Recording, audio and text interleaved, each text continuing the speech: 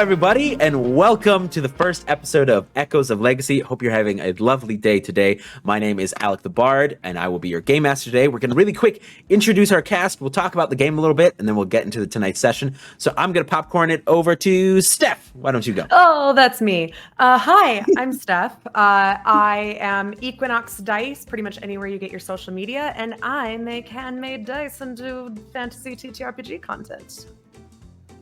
Very nice. Pass it off to someone else. Oh, she, her, by the way. Almost forgot that part. Fluffy, go for it. Hey, everybody. Hi, my name is Christian, a.k.a. AFluffyGoomba, all over the social medias. I pronounce he, him. I am a TTRPG performer and educator. Let's see. Haley. Hi, I'm Haley. I'm HailieRosie pretty much everywhere. Pronouns they, she, and I do cosplay, fantasy, that kind of thing. But yeah, I'm excited to play tonight. And I guess Betty's left. Hi, my name is Betty. I am Who.The.Lovely on TikTok and Instagram, and she, her, and I am a book talk and fantasy content creator. Very nice. All right, my lovely people. So the game system we will be using for this campaign is called Fabula Ultima. If you want to look it up, it's a TTRPG fantasy-inspired system. So it's a bit different. So we will be talking through some of the rules as we go along. If you have any questions, feel free to leave them in the comments. But let's get started. So the tale of Novum is a complicated one, to say the least. It's a history of collection of stories of tragedy and triumph. A deadly virus in the snow, a sacrifice amongst the sands, gods born anew, youth triumphing over evil, a series of unfortunate events that seem separate. But in truth, they are all part of a very carefully laid out plan by a singular individual. But we'll get to that later. Our story begins not on Novum, but on present-day Earth, in the quiet town of Celestia, Vermont, at the Emerald Ridge University. It is the end of the first semester, and so the campus is alive with activity. There's the spring festival going on. There are, the sport events, and of course, there are parties. And we are going to begin our tale this evening with Rehya. Rehya, would you mind describing your character and telling us what you're getting up to this evening? So, Rehya is about 5'5", 5'6", and she is, what time of day is it? I would say it's just about, it's around like 7 p.m. She probably got out of bed a couple hours ago. She was going hard the night before as like a pregame to the event that she's hosting this evening. And so she is still probably in yesterday's makeup. She's looking like a little rough, but like in a chic way. And she's got long auburn hair that kind of sits just right below her shoulder line. She's got these really sharp brown eyes, really sharp features, and is currently probably groggily picking up like empty bottles of water and glasses and cleaning up kind of from the events of last night and kind of getting ready for this evening, and is probably just wearing like a long black t-shirt that she found on the floor and isn't even really probably sure if it's hers or not. Fantastic. Now, does Rehya stay in the dorms or does Rehya stay off campus? She stays off campus. She has like a little, she like rents out a house like on the street that campus is on. That's like this tiny, like decrepit little place, but it's definitely like known. People know that this is her house, and this is where, if you're looking for a good time on a Friday or a Thursday or a Wednesday or a Tuesday or a Monday or a Sunday or a Saturday, you can probably go to Rehya's house.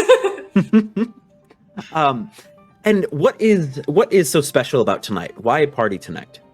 Well, it's the end of the first semester, and this is Rhea's senior year. So it's kind of internally kind of dawned on her that this life that she's concocted for herself in college is not going to be hers any longer. She's going to graduate in May, and then it's going to be over, and doesn't really know what she's going to do because she hasn't really been focusing on her schoolwork, and is it is cathartic for her to host these as her final kind of bashes, I suppose, which is why she's kind of picked up in frequency of hosting these events.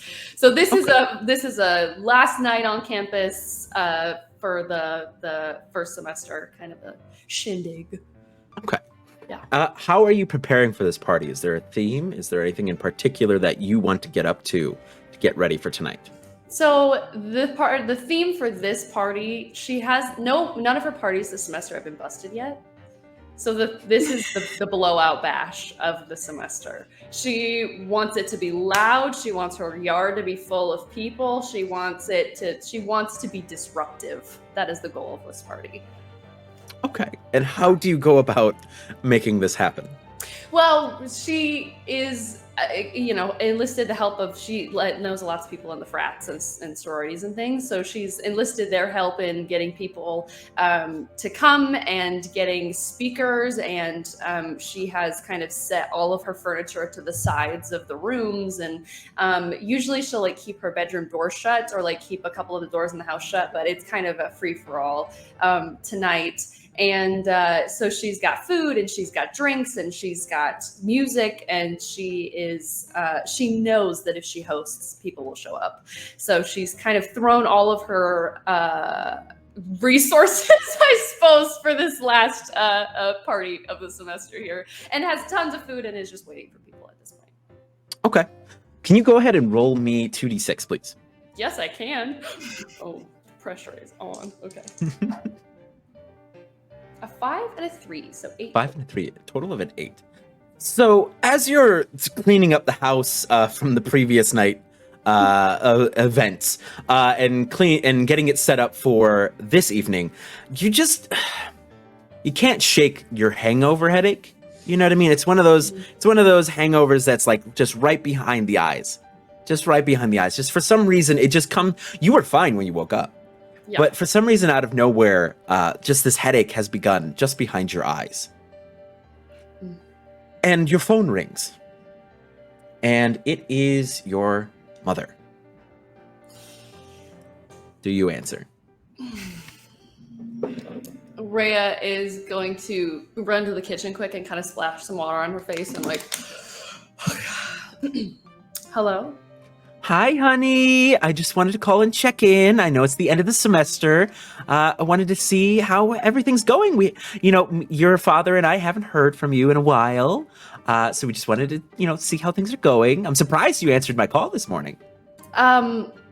It's good. It's good. I'm, going to class and it's learning stuff. So I'm kind of busy, Mom.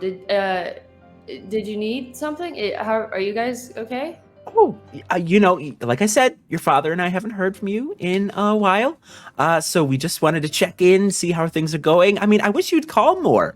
I'd love to hear how school's going and how classes are going. They're good. I learned about, and she's gonna like look around the kitchen for something to like, and yeast, how it grows in biology. I learned about that, so that's something I figured out.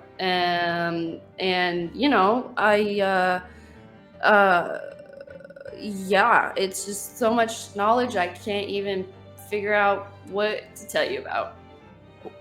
Okay. Well, I was calling, check in, but also because, your father and I were having dinner, and we saw some of your professors, and they just seemed a little concerned.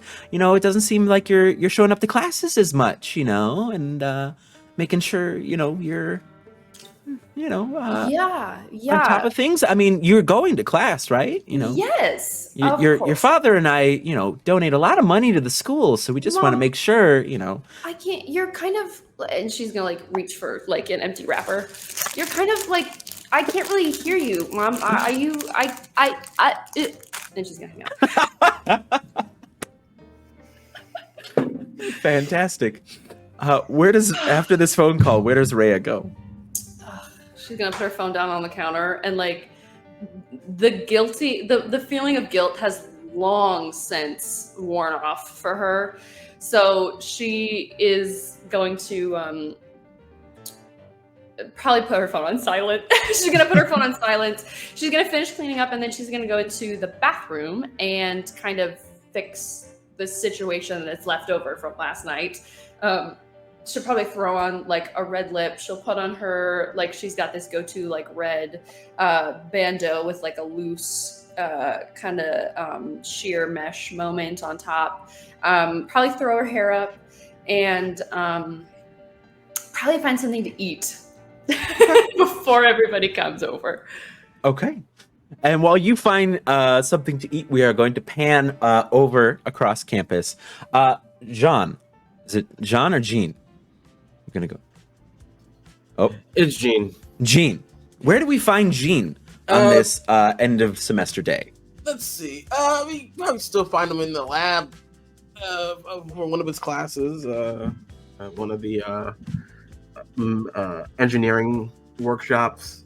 Probably just trying to finish the school project or get extra credit. Most likely extra credit. Trying to get as many credits as possible without caring about time limit. Very, very studious. Oh, I should describe him. I should do that, shouldn't I? Maybe. Jeane, he stands about like 5'6". He's about 260 pounds, so he's kind of husky, but he carries his weight well. He's African American, has a twisted high top like fade, like Echo from Arcane or Killmonger from Black Panther, with like a short black beard that looks kept good. He's fiddling around with a project like it's some kind of Rube Goldberg type device. But he's like whistling a happy tune. He's happy to be here. He loves just being alone and making stuff. While you're working on your project, you hear basically the door to the lab open, and you see it's your instructor. It's Professor Hawthorne, and she is an older lady. She's got like basically silver streaks in her brown hair that's kind of always in a ponytail. She's got like these basically like those large like Coke bottle glasses on the edge of her nose. She's still wearing her lab coat and kind of like some corduroy pants and just like standard professor wear. And she goes, "Oh, Jeane, I didn't know you were still here. I thought all of the students had gone home for the day." Oh yeah, they had. I was just still here. I'm just trying to apply what you taught today for my project. It's very insightful, I will say. You know, the project's not due till after the break, right? Well, yeah, but I kind of want to do the project so that I have more time to enjoy the break. Kind of front load everything to the front, so I have free time for as long as I want. You know. Professor Hawthorne kind of gives you a knowing look, because I feel at this point she probably knows you fairly well, that she knows you're not gonna take a break.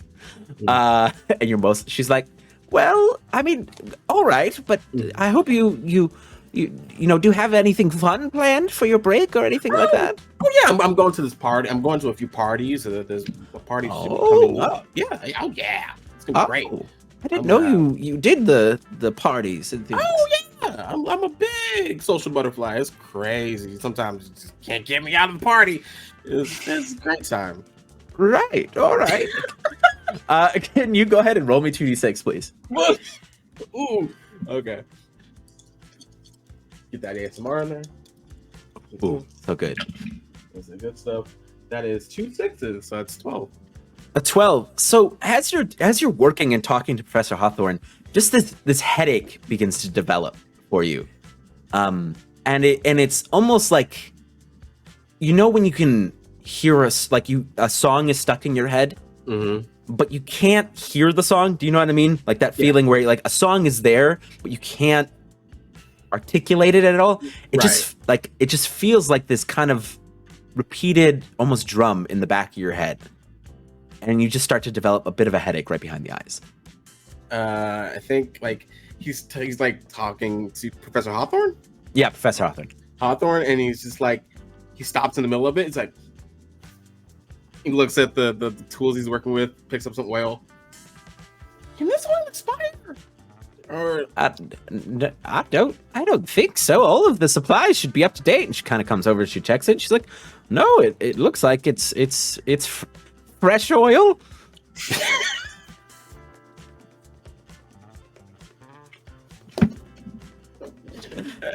Just vaguely. You know what? I think I'm gonna put that down. I think I'm gonna actually take a break. I think yeah, good. It might be good here. I'm gonna also might lay down.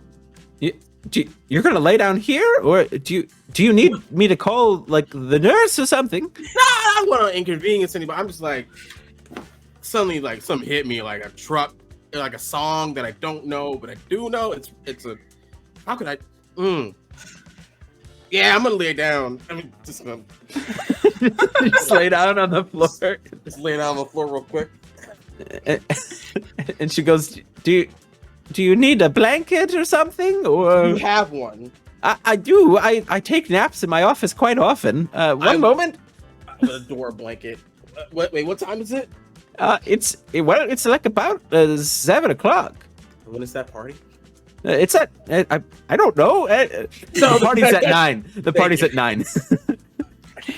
I could take like an hour nap.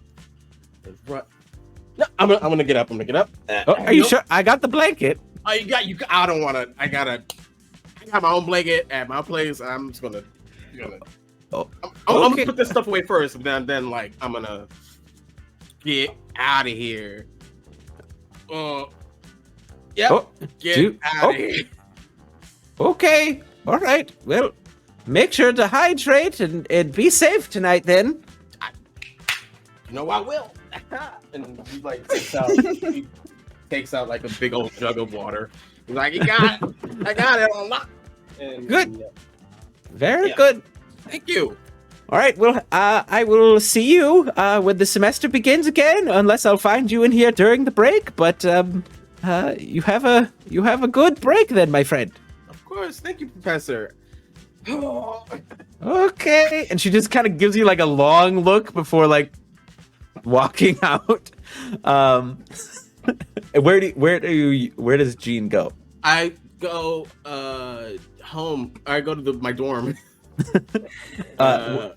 What does Jeane's dorm look like? It's like a whirlwind of mechanical parts, both practical like metal and sheet work, but also just like Legos that just adorn the place. And there are parts of his room that are chaos, but then there are parts that are super structurally sound, like spots that are just immaculate and spots that are just a garbage dump would look better. But it's not. There's no like clothes are immaculate, but like scrap heaps of metal just on the floor, and he'll pick up a screw from a random pile and place it somewhere. Like that's much better. And it's just not. He doesn't have a roommate because the last one ran away. I was gonna say they moved out. They moved out. They moved after the acid incident. They moved out. Oh, we don't talk about that incident. that incident hurts a lot of people. Not me though. I'm saying there's still a hole in the floor. There's still a hole in the floor. Yeah, but it's good ventilation, solid. Got it. All right, so you head back to your dorm to rest and get ready for the party. Yeah, just trying to fake hum a song, hoping the fake hum tricks his brain into humming the song that's been playing and he can't figure out. So he's trying to trick himself, but he can't do it. Okay. Mm-hmm. All right. And while you're sitting on your bed humming amongst your scrap metal, we're going to pan, I believe, into the same dorm building over to Val. Val, would you mind describing your character and what are you getting up to this evening? Yeah, your first impressions of Val are of contrast. Dark tattoos against pale skin, long dark hair cascading down her back, almost to like mid-waist, and it like shines and sort of reflects the dim light in this dorm as you see like an ember flare from a hand-rolled cigarette as the smoke curls up in front of her piercing gray eyes. Yet her face could have been sweet, but with the tattoos going up her neck and across her hand, piercings almost all the way down her ear, instead of a face that is round, almost heart-shaped, small little nose, what once would have been cute instead makes many hearts race faster in anticipation of danger. As you see her standing in front of a floor-length mirror. And she is looking directly into her own eyes, practicing speaking to herself. Hey, I'm Val. Nice to meet you. What are you doing here? No, that's too intense. I have to try again. Okay. Hi. Nice to meet you. Why? No, I have to softer. What is it that Albert always says? Soft. I have to do it more softly. Okay. She takes another drag from her cigarette. I'm gonna finally. I have to actually make it to this party. I can't not bail out from another one. I wonder if Jeane's around. I should double check what time we're gonna be there again, as she whips out her phone, which is, as you can tell, the nicest, newest model, as she starts typing out a text really quick that says, "What time is the party again? I forgot." And you text this over to Jeane? Yeah. Jeane, while you're humming, your phone pings. A scrambles for it. It's like, that's not it. That's the thing. Tosses that. Almost tosses his phone. Oh. Hey, and it's like, what time's the party? Yes. It's 7. Right?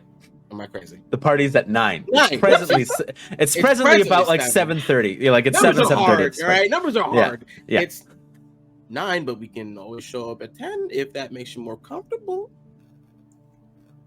Fashionably late. Is being late fashionable, or is that just not being punctual? I don't. Which one is best? Oh, that's a good question. I suppose it would depend on the person's party, right? Because some people like it when you show up early, some people like it when you show up late.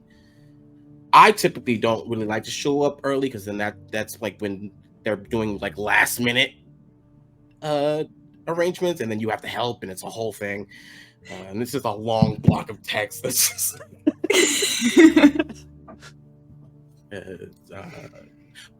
but again, it's not really about the host. It's about how you feel. So how do you feel? I feel nervous. I expect it. But okay. Are you practicing in the mirror? Are you watching me? No. But I know you. So are you? Val is like testing her mirror to make sure that there's not like a camera within it. And as you then see more of her room, it looks like a hotel room. Like, it is sterile. The bed is made to a T. There is like definitely non-standard furniture inside of this dorm that would not be in other people's dorms. It looks very different than what you would expect a junior in college's dorm room to look like.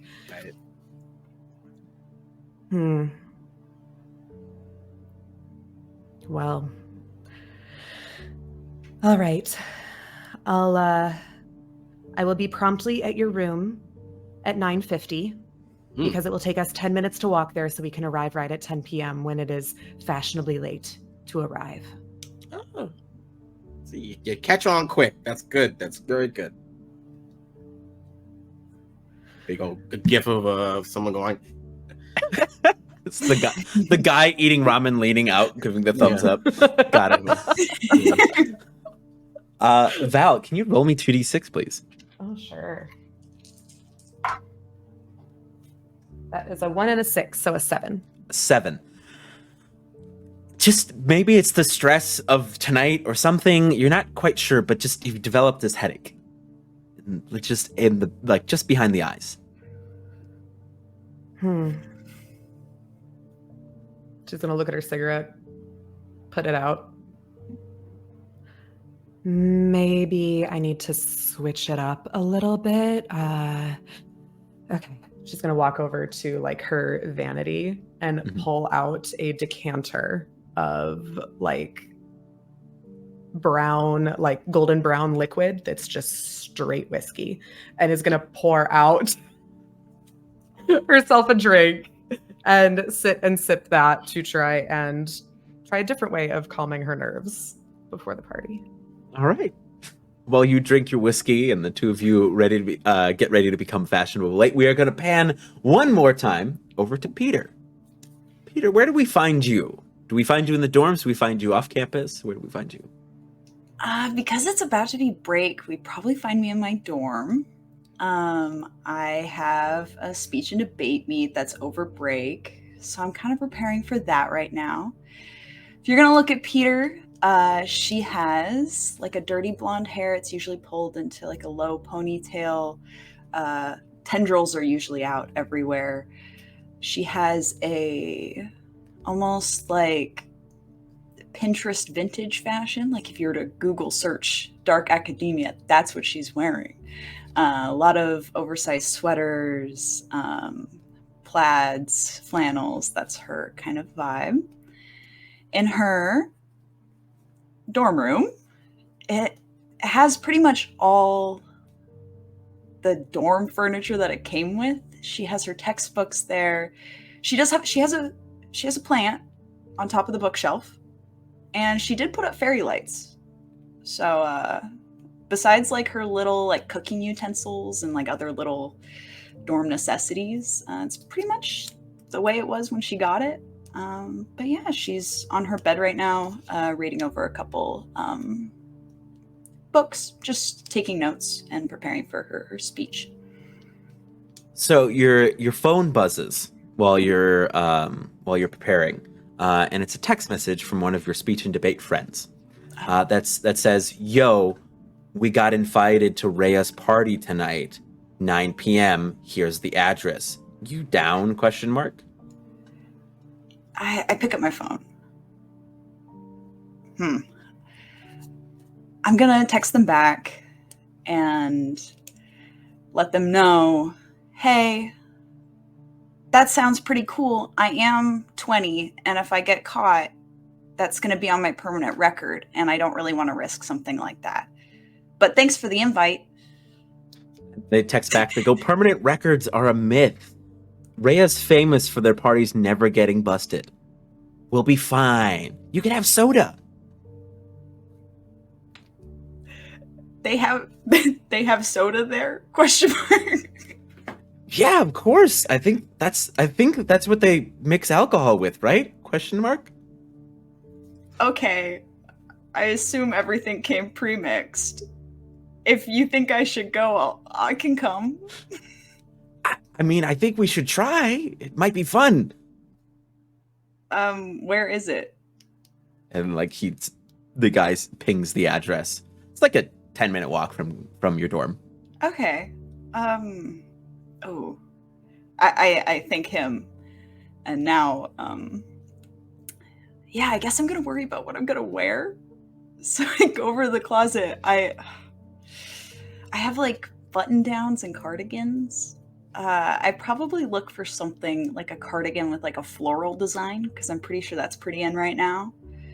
And because it's spring, I have like a long skirt.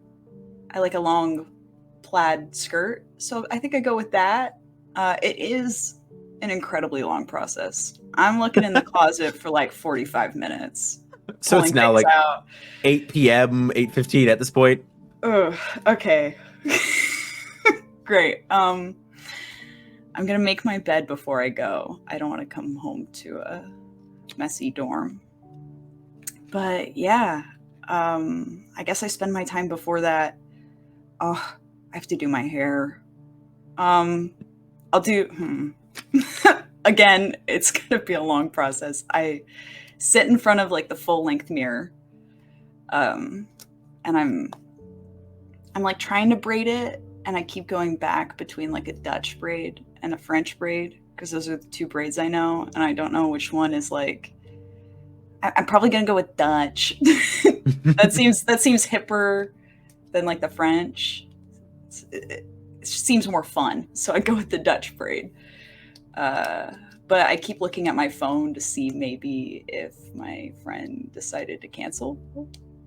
Looking back and forth, like, oh, maybe if they say they're not gonna go, no one's gonna know that I didn't go.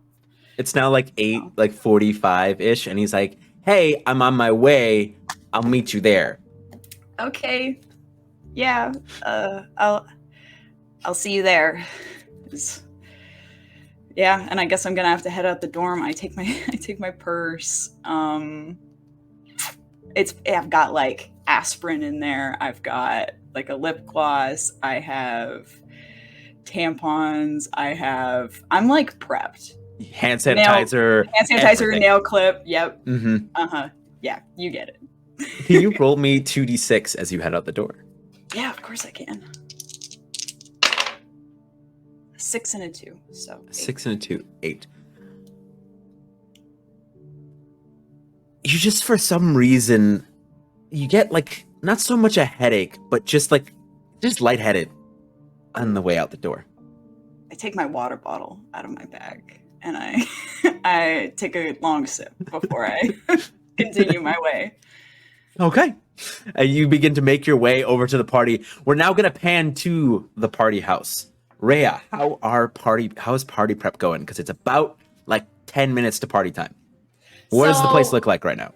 Yeah, 10 minutes to party time. I'm sure there's already probably like 20 to 25 people there. There are probably a lot of my friends from the frats that are helping me. Like, you know, I've decided that I'm moving, instead of just pushing it to the side, I want this place to be packed with people. So I'm going to move like my couch, my coffee table, the side tables, like all of that into like an office and just like put all, you know what I mean? So it's just like open space. Mm-hmm. People are already drinking. People have brought their own drinks. I am ridiculously well stocked with things. So anything you could think of, I could probably make. Rhea is really, really good at making drinks. And so that's another big draw for her parties is people are like, I want her to make me a drink. And so anyway, so yeah, music is already bumping. People are already drinking. Rhea is probably like on her second drink, but it takes a while for her to feel anything. So yeah, she, as neglectful as she is of her studies, is a very diligent host. And so she's kind of bouncing around like, hey guys, how are you feeling? Do we need anything? In terms of decoration, none of the overhead lights are on. It's all like lamp lighting or string lighting. She's got like a disco ball in the living room. And so she's people are starting to come and she's starting to feel a little calmer than she was when her mother called her earlier. And I believe it's at this point that Lance arrives. Would you mind describing what Lance looks like? Lance is about 6'4"-ish. He's got like ashy blonde hair, like aggressively blue eyes, like the emoji that's just like that's Lance. And he's probably wearing just like a white t-shirt and jeans. And he's rip roaring and ready to go in terms of like, what do you need done? Like, let's make it happen. And as soon as Lance arrives, I think Rhea is kind of like, okay, it's gonna be a good night. It's gonna be good. He walks up to you where you're setting stuff up, gives you a peck on the cheek, and he goes, "Babe, do you need any help setting anything up, or are we good to go?" I think some of your brothers are moving the couch. If you could help them move the couch, that would just be so wonderful. Do you want me to make you a drink? Oh, absolutely. Awesome. What do you want? Surprise me. Okay. She'll kind of give him a kiss on the shoulder and then go into the kitchen and begin to make him probably a White Russian. Okay. And I believe at this time would be Peter. You basically approach this house from down the street, and you can already hear it. Like you're a block away, and you can hear like the pump of the music from like a block away. There's people outside already, playing they're playing bags, they're playing yard games. There's a table set out front playing beer pong. It's about a crowd of like 20 people even before you get to the door. And you see your buddy from the speech and debate club is standing basically just kind of like there's sidewalk, and then there's the party. He's standing on the sidewalk, just kind of like looking at his phone, looking around. What is the name of your speech and debate friend? Or would you like me to name him? Go, you name him. Jason. His name is Jason. John, so we're in John. The same, yeah. Jason John. Last name. And he has kind of like slicked back black hair. He's wearing like a band tee that you've seen him wear a lot. Like it's like at least once a week you see this t-shirt on him. He's wearing like ratty jeans, and he's just kind of sitting there looking at his phone. Hey. Oh, hey, you made it. Yeah. Oh my, this is crazy, right? It's like really intense. I didn't even know the party was going to be outside. I thought it would just all happen like inside.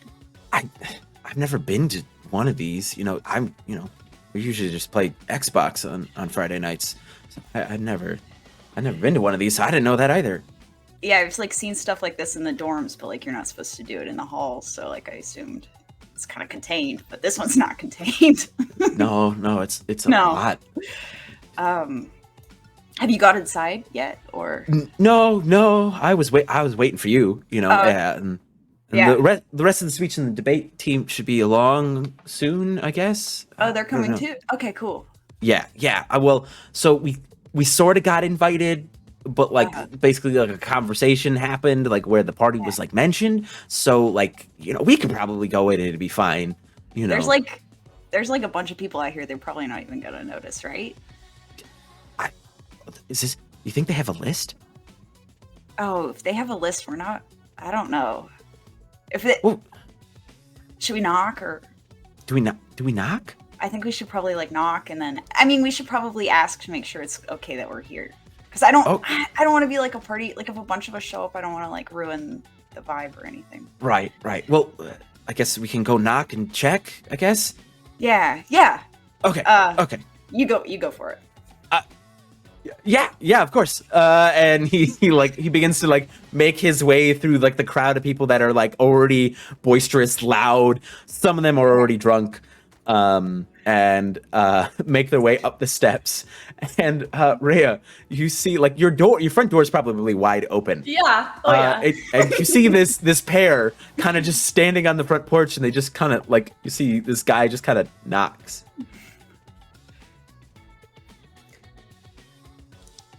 Hi? Jason. He like looks over at you like, hi, I'm Jason. This is Peter. We're here for the party. Oh, you're so cute. How old are you? Old enough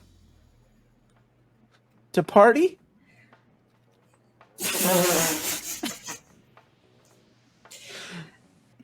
What do you want to drink? Jason turns to look at you. Could I have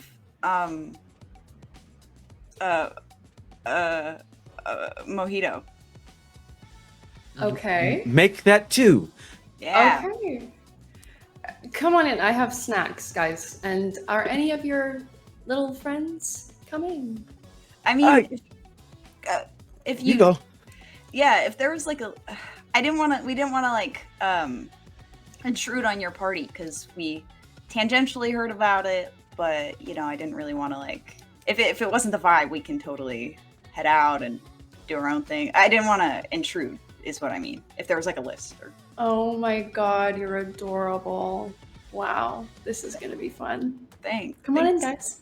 Okay. And she'll go to the kitchen and start making them 2 very strong mojitos. I'm not gonna be drinking them. Jason kind of gives you like a sneaky high five. Yeah, I reciprocate. And the two of you head in to join in the festivities. Yeah. It's about like I'd say 45 minutes later, and our good friends or our good friend Val, you have shown up at Jeane's door, as it's just about before you're gonna leave. You hear Val walking down the hall way before she gets there in her like thick like platform combat boots. Like you can hear her coming. So she doesn't even knock on the door. Like she's been knocking on the door the whole way down the hallway. Right. I think just as they get to Jeane's door, Jeane opens it. He's already all dressed. He's dressed in like a hoodie that's like almost like paint dripping down on a white hoodie. He's wearing like nicely clean black jeans, normal like Converse. Again, the state of his room is a mad scientist lab, but he looks great. And he's like, wow, right on time. As always. You ready? Yes, I think so. I'm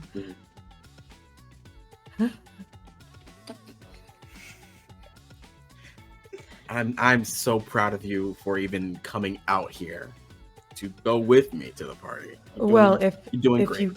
if you weren't coming, I would not have gone by myself. The only reason I think I can go is because I know that you'll be there. So Step in the right direction. All right. Let's Yeah. go. So the two of you head out. And by the time the two of you get there, it's been about an hour into the party. It is spilled out now onto the sidewalk. The music is louder than it was before. There are like a multitude of like lights and things coming from different windows and things. Like you can, before when it was Peter walking to the party, it was like a block away. You can now hear this party like easily like several blocks away. At least like the thrum of the beat several blocks away. And like I said, you arrive and it's already like popping. It's already wild. What did the two of you do? Look at that. It's the party is spilled out, so technically you are in the party. You're here. Yep. People are already drinking, drunk, passed out. Cool. There's like a guy like laying over the fence, just passed out. Wow. Party, dude. See, like, so people will be not as awkward, so conversation will be much easier to start, or just ramble on. Val is just like staring at the guy who's like over the fence. Are you sure he hasn't been stabbed? He looks like. Is he breathing? Fence dude, are you breathing? Oh yeah, man. There you go. Oh, okay. Okay. Just like passes back up. That's probably good, right? Yeah, it's a sign of a good time. Yep. Stabbing is not a good time. That's not no. this kind of party. No. I wouldn't go with that as the first step, And it's not in my game plan of gotta stab that guy. No, like no. It's we're gonna be good. So walk forward. Left foot, Okay. right foot, I can do that. As she like stomps forward, like the closer she's gotten to the party, like the more like intense she's gotten, and like is just like carrying herself like totally aloof, like very, very cold, like affect, and is just like death glaring everyone that like makes eye contact with her. It's the exact opposite.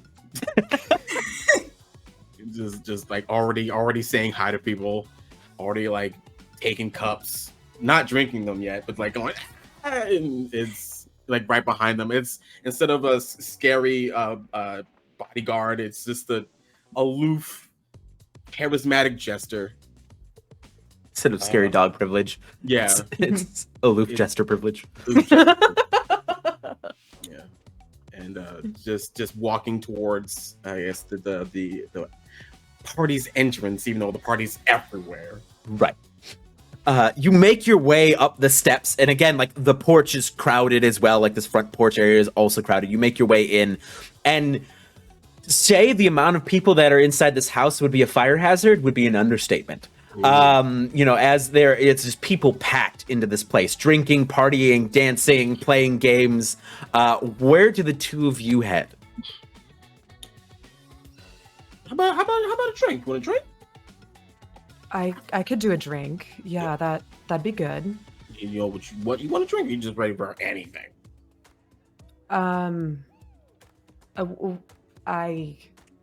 What do people drink at parties? I mean, there seems to be a lot of choices around. I'm gonna go for an amaretto sour, just because it's real good.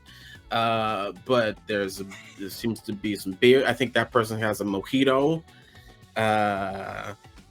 So I mean, you could literally say a drink, and I'm sure they can make it.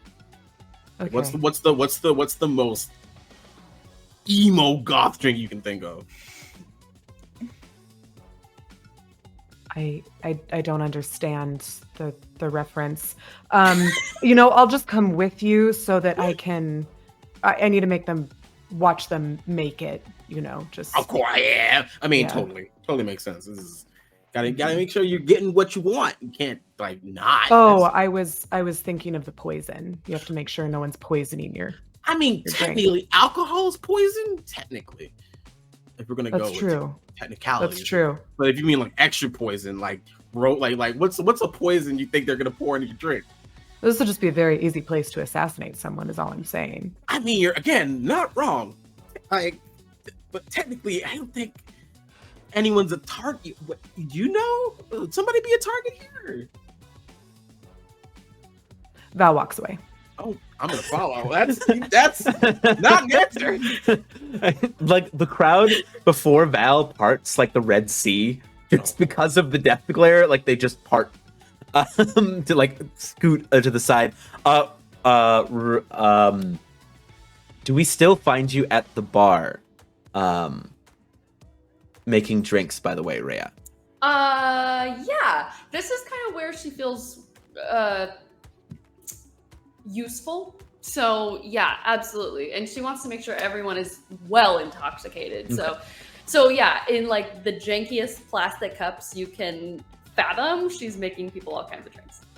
And I imagine Peter, correct me if I'm wrong, Peter and Jason, the two of you are still standing off to the side, probably close, with full mojitos. Well, I don't know. I'm assuming Ray's a little busy. Mhm. So I have dumped my mojito out and tried to find Sprite to put in it because the color was the same. So like they won't know that I'm not drinking it. Can you go ahead and roll me just 2d6? See if we can find Sprite. 2 3s. 2 3s. You're able to find like what look like a half drank 2 liter of Sprite that's sitting on the kitchen counter. Okay, yeah. I've poured out my mojito and I put the Sprite in there. I give it a little sniff though before I take a sip. Just It's like flat Sprite. that's fine. I can Yeah. work with that. And Jason's like, have you drank this before? Is this why you ordered this? Well, I was trying to think of like an alcoholic beverage and some candles or like mojito scent. Like they'll have like the name, and so like that's the one that came to mind because I like the mint smell of it. Oh, okay. Well, Yeah. it's interesting, and he kind of takes like he's been sipping at it, but it's like Yeah. like the tiniest little slurp. You Every do time. do you not want it? I put Sprite in mine. I mean, I replaced it with Sprite. It's not. There's no more alcohol in mine. If you want. And he kind of like just like looks around and like does the same. He like dumps it and then pours in the flat Sprite. He's like, Nice work. I kept the mint on top too, so it looks like oh, legit. and he like looks in the sink. He's like, I'm not gonna grab that. Don't grab that. Okay. Yeah. Should we go see if we can find everybody else? Oh, See if they're here. Yeah. Like the living room. Are Yeah. we in the living room? Oh, presently you're in the kitchen because you I found was the asking sprite. Jason. I don't know if I can tell if I'm in the kitchen. Oh, I don't know what this room looks like. It's so the kitchen is just kind of like basically a smaller room off of the main I didn't living know room. if it was like yeah. also the living room, so I was like, I don't know if I can. It's like one of those small kind of like rectangular like kitchens, like offshoots with the counters on both sides. Okay. Very much like college house kitchen. Cool. Okay. Small but functional. Cool. Yeah. I guess the living room would be the best place to take a look if we can get there. The two of you kind of wiggle your way through as you see the crowd partying in the living room as these two figures make their way up to Rehya at the bar. Yeah. Not me. No. The two of you I'm making your way leaving into the bar. Oh, okay. So you go away from the bar. Got it. Yeah. Is the bar in the living room? Yes. Gotcha. Perfect. Yeah. I assume Rehya, unless you want to set up somewhere else. Yeah. Okay, makes sense. Yeah. I guess we just snake through everybody.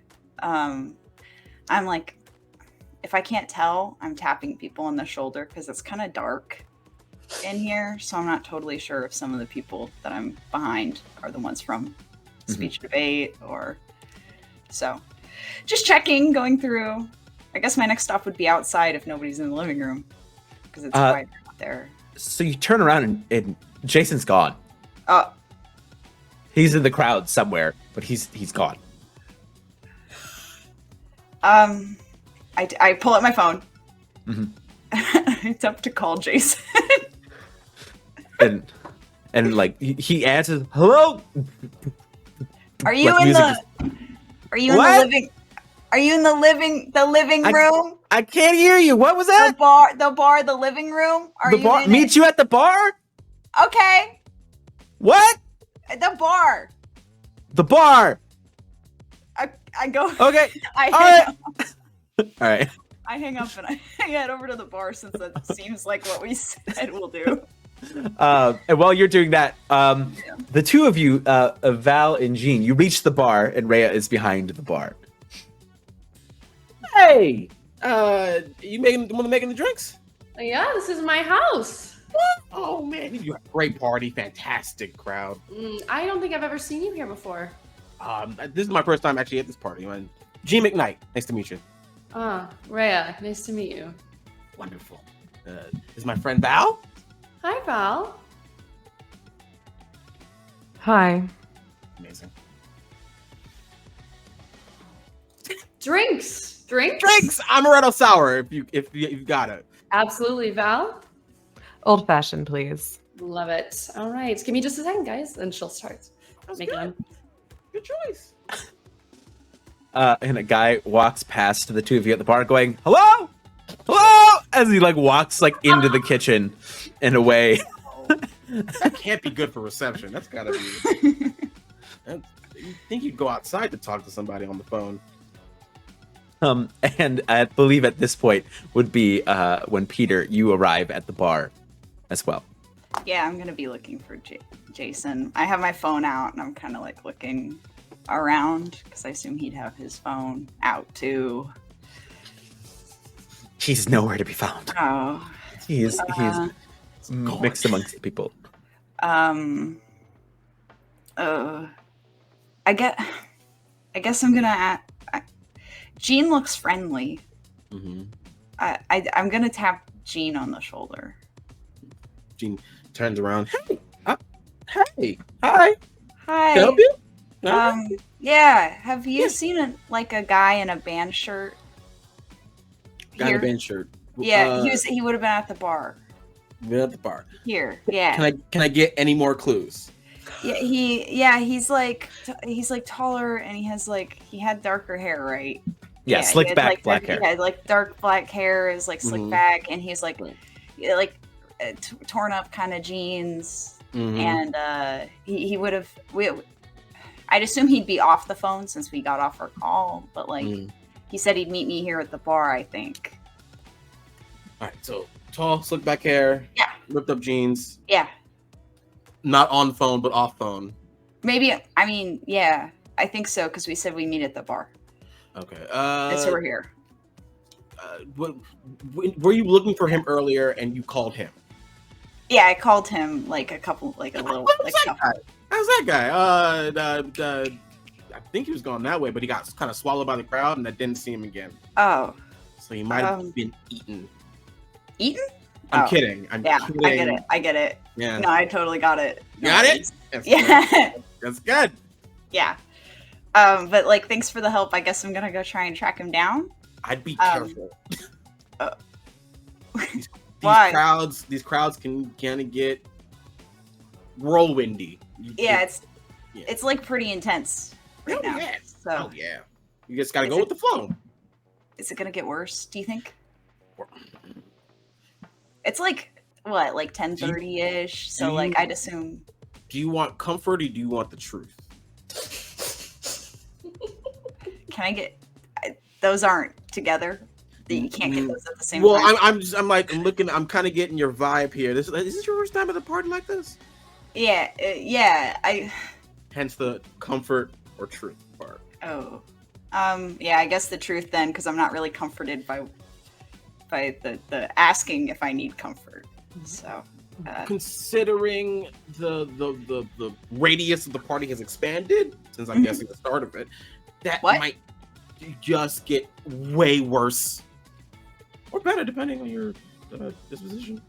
okay. So, if I wait out like an hour, people like it'll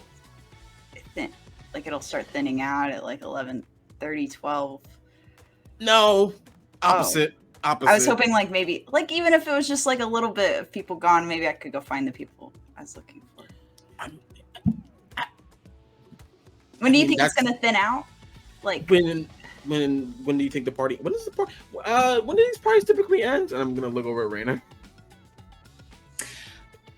Whenever everyone leaves. I mean, There's your answer right there. That's it. so right like 1 or 2 ish. there. No.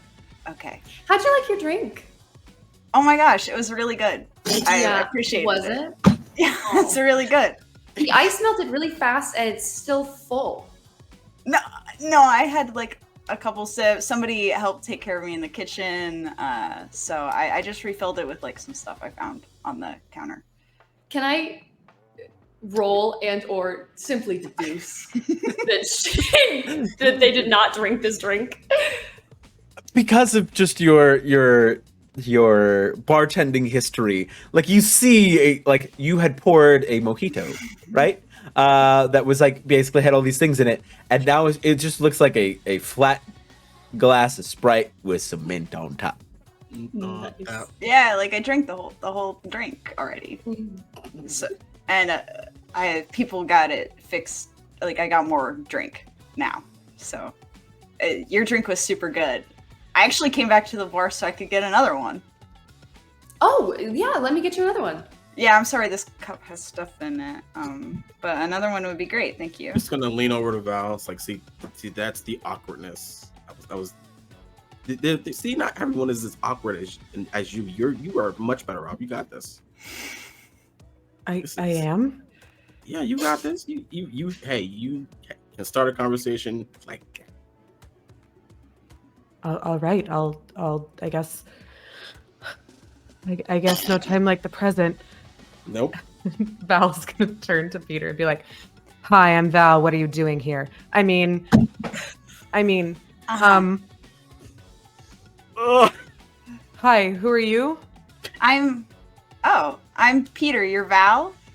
I'm Yeah, I'm here for the party. Oh, me too. I think that's the only reason why you would be here is for the party. Yeah, I think so. But like, I'm also meeting friends, so that's another reason I guess I'm at the party. Val almost drops her drink. You're meeting friends here? Yeah. Well, we're part of like a club, so I'm meeting my Oh. club mates here. Oh, not new Yeah. friends. No, Got it. they were like, Got it. yeah. Okay. That's fine. I mean, I could meet new friends here in theory. Like, that's not like something I couldn't do, but like I did come here with the intention to see my. To just hang out with people you already know, not meet new ones. Great. Well, I mean, I'm actively like meeting new ones right now. So that's good. Ain't you? I'm gonna turn to Jeane. Am I doing well? You're doing better than I thought you would. Okay. Yeah. You're on the right track. Yeah. I don't know what people talk about at parties. So it's break is next, right? What are you doing with your break, Peter? Oh, yeah. I have like a speech and debate thing. That's why we were kind of meeting. I guess it's like a what is it when you like hang out with people so you're better friends, so you do better in a sport? I wouldn't say like a gang. No. Oh, like a not like that. Like a pep rally, but like if you're just like people and don't do a sport. So we're just like hanging out before, you know, the meet. It's like for morale. Okay. So, yeah. Cool. Yeah. Not a okay. Right. That's yep. Oh, well, I guess what are you doing with your break? Oh, I am going back home and working for the summer. Yeah, working for my dad. So that's pretty much it. I work for my aunt. So kind of similar. Yeah. Yeah. Do you like it? Yeah, she's really cool. She like, you know, yeah, it's like an intense field. So, you know, it's a lot I of feel work. that. Yeah. She does like government work. So, you know, it's a lot of filing paperwork and stuff. What kind of intense like what does your work day look like, I guess? Probably the opposite of what yours does. Not a lot of paperwork, like hands-on. Yes, it's very hands-on. Oh, that's cool. That's cool. I can appreciate that kind of work. It's probably a lot better. I mean, summertime, being outside, I'd assume, and like not in an office. So, that's some time in an office, but you know, sometimes that's where the more delicate work gets done. I guess you could say, but yeah, I totally get that. Yeah, it's delicate when you're like working in politics too. So, I get it. Mm-hmm. Yeah. Oh yeah, we politics some too. Yeah, like you do. Yep. This is my friend Jeane, by the way. Yeah. Hi. Hey, Jeane, you were really nice. Thanks for the help earlier. Of course. I don't mean to like tag on to you guys if you have your own vibe going, but like I really can't find Jason. I mean, so I'm cool with it. You cool with it, though? Yeah. I mean, I'll keep like an eye out. Yeah, I'll keep an eye out for everyone else. So I don't want to bug you guys for too long, but I appreciate it. It's like really intense in here, and you guys seem to feel confident in it. So.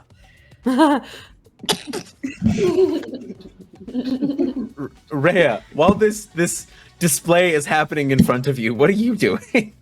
Rehya just finished the drinks and puts the respective drinks in front of you, and in front of Peter, she puts it's like a reddish kind of a liquid with another like garnish on top, like a mint. And she'll put it in front of you and say, that's grenadine and Sprite and mint. If you wanted a non-alcoholic beverage, you could have said it, and I promise that's better than flat Sprite. Give me your cup. Okay. Give my cup. Thanks. I just thought like if I didn't have the drink, I couldn't be here. I kind of wanted to see my friends. So I just wanted to, you know, I didn't want to get kicked out. So, but I appreciate knowing for the future. What year are you? Oh, I'm a sophomore. So it's my second year here. And the two of you?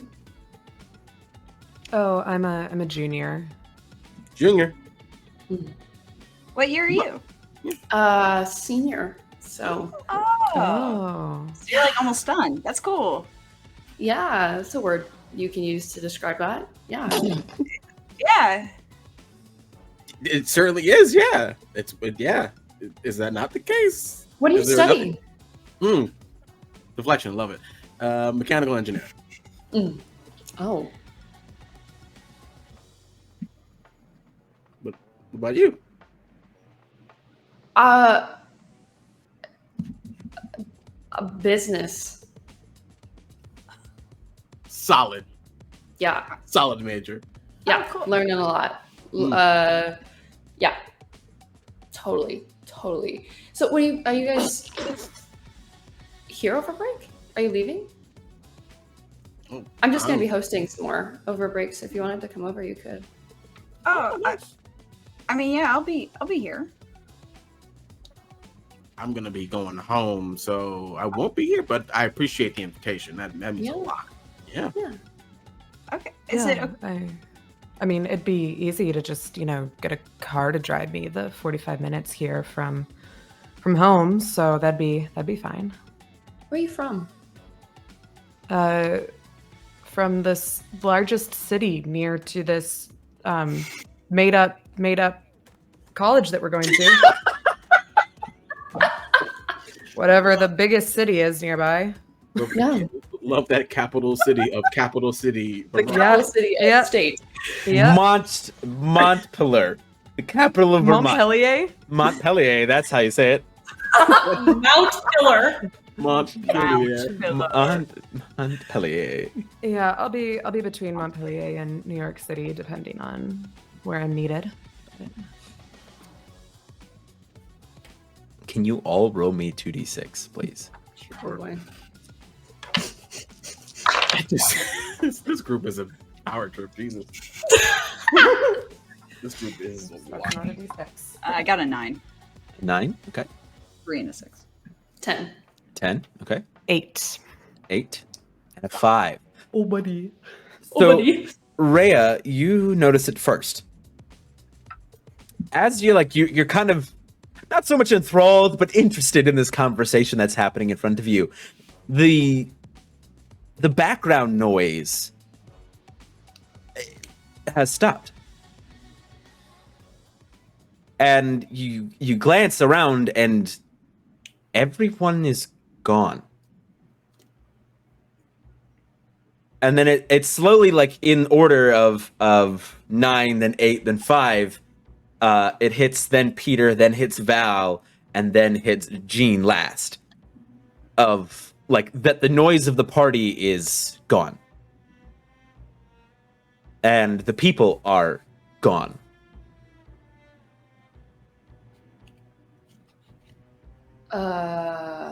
Rhea's gonna go to the window at the kitchen and look out the window to see if there's people in the yard. You look out the back window in the kitchen, and what you see is it's your brain has a difficulty kind of grasping at what you're seeing right now, because you should be seeing your backyard. You should be seeing the same street that you've seen for 4 years when your parents bought this house for you when you moved to college. But what you see is it looks like a warehouse of some sort. Like you see boxes of, like, what looks like, pieces of scrap metal and stuff like that. You see it's like a dirt floor of this warehouse. And the lighting that you see on the walls is odd as well. It's like these strange, like, you've never seen light bulbs like this before. They're these kind of almost like crystalline octagon shaped light bulbs on the wall that are giving off just this light, like kind of amber glow with these little bits of, like, almost like little bulbs of light around them. It's very strange, and you're wondering if maybe you had a little too much to drink, or somebody put something in your drink. You're not sure. I think I finally lost my mind. Can anyone look out this window and confirm for me what I'm seeing? Because I need immediate medical attention if my backyard is out that window. Just gonna tilt to see. You And tilt and I'll hold the curtain open. you see the same thing. You see a warehouse. Like Tell me you see my backyard out that window. Do you want comfort or do you want the truth? Oh my god. Because the truth is, we are not. I actually don't know the truth. That's not good. Okay, that's a warehouse. It's a warehouse. What did you put in our drinks? I didn't put anything in your drink. I didn't put anything in your drink. You're drinking a Sprite. What do you see? Well, yeah, it's a warehouse. I guess, yeah. It's got like metal and the lights are like orange, I guess. There's a knock on the front door.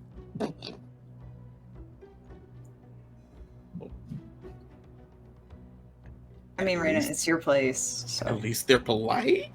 Yeah. I will go over to the front door. And I'll look to my little people. So you see through the people, you see a tall man. He's got like long blonde hair. He's got glasses, basically like sitting on the edge of his nose. He looks like he's in a vest and like a button-up shirt. The tie is kind of like undone. And he's got very sharp features, like very like almost like piercing green eyes. And what you notice is his ears sticking out from underneath his hair are pointed. And you look, he has a very confused look on his face. I'm going to turn to Peter.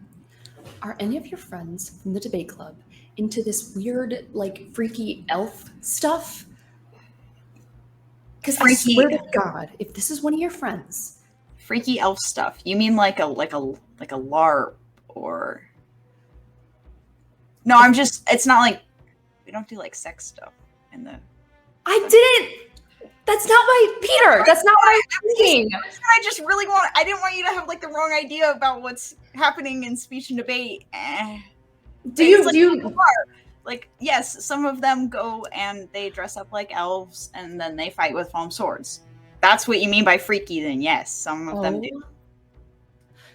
She's gonna open the door to whoever this is.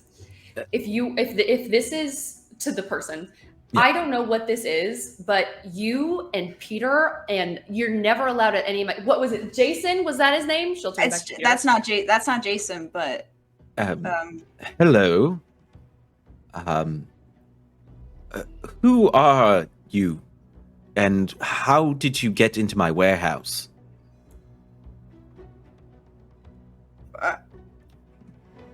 We didn't get into your warehouse. Your warehouse got around us. And you're on the front porch of my house. Yes, I've never seen a home like this before. It's quite a peculiar design. What did you mean that you got into the warehouse? I'm sorry. I'm Valerian. It's a pleasure to meet you. And you all are, and I'm just as confused as you are. I'm Rehya. Rehya, pleasure. And I'm Peter. I'm Peter. Peter. Jeane.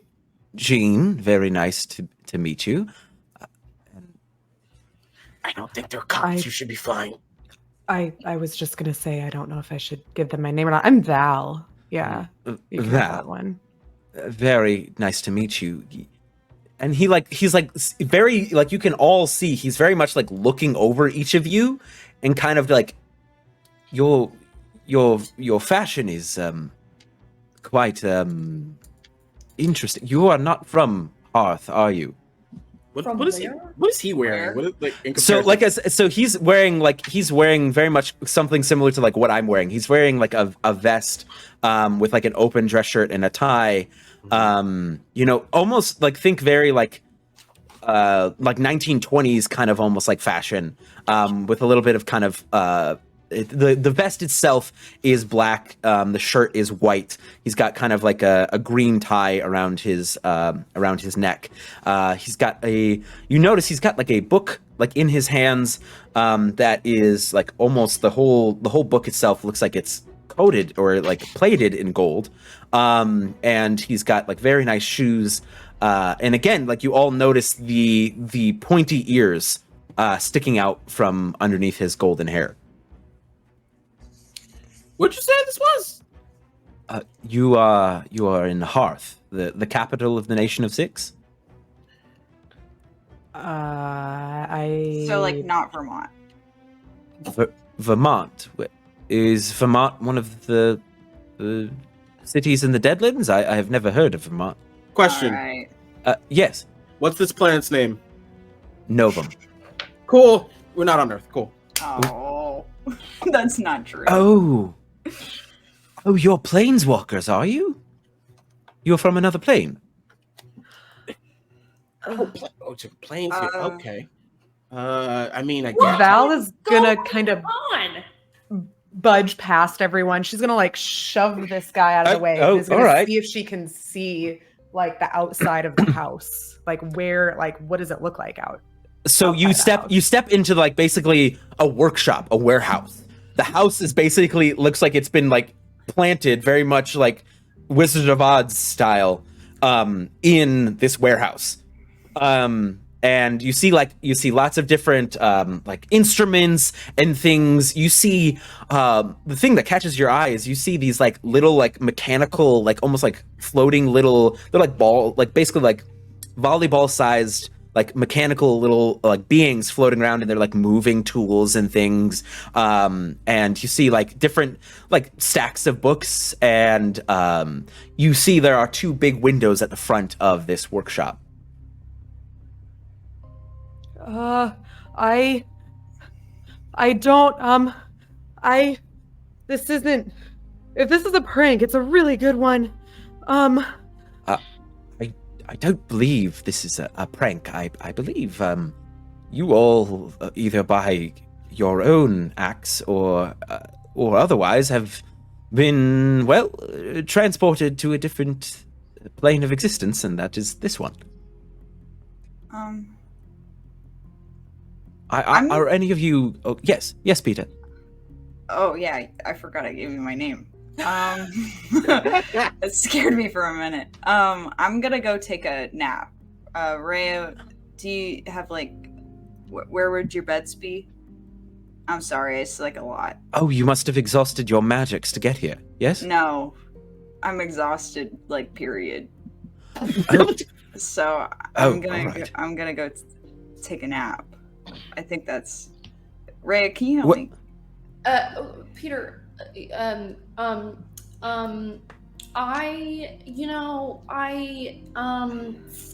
moved a lot of my furniture out onto the front lawn. Your bed? I wanted people to have a place to sit. Wow. A bed is a place to sit. I You don't want people sleep. You don't want people you don't know sitting on your bed. have Well, I also don't want the outside on my bed. That's true. so Valerian just kind of like aghast at like this whole situation goes, well, you may all come with me back to my home. My wife would be preparing dinner, and you could rest there. There's not very many places in my workshop to rest, unfortunately. It's mostly all work and things. Jeane, this place is like your dream. Yeah, I'm trying not to freak out, and I'm looking at all the cool little robots doing things, and I'm like, oh, I don't want to talk with the robots, but I kind of want to stick with the robots though. You said something about planes walking, planes. Well, yes. It seems you're not from here, correct? I would assume that seems like the most correct answer, considering where we were at. We were on Earth, and then you said we were on Novum. Yes, that is the name of the planet, and it's quite amazing that you are here, as planeswalking has been unavailable for beings on this planet for quite some time, since the drowning, of course. And he whisks his hands, and you all see these two balls of blue light kind of begin to coalesce in front of him, and then he spreads his hands out, and they all spread into almost like they look like these circles kind of stacked on top of each other. And he goes, "Well, you see, we are here," and he points to the middle. He's like, "This is the material plane, and then we have the astral, the celestial, the infernal plane, as well as many others. And it doesn't look like you are from any of these." So I wouldn't, maybe not plane, because if those are planes, then Earth would have its own plane, and that seems kind of, I don't know. So Earth, yes. this has happened before? Well, it's not uncommon for people to travel through the planes. You all must be especially powerful to have been able to cross over from what seems a completely different universe of sorts. Well, it's not typical in our universe to be able to do that. So this is like a first for us. You're pioneers in the arcane, then, on your world. Well, it wasn't on purpose, but yeah, sure, fucking why not? Interesting. Is this some elaborate kidnapping attempt? Like, what is this? I do not know. You're the ones who arrived, who deposited a house in my workshop. I didn't do anything. This isn't me. Yes. This wasn't on purpose. None of us actually initiated any kind of thing to planeswalk or universe jump.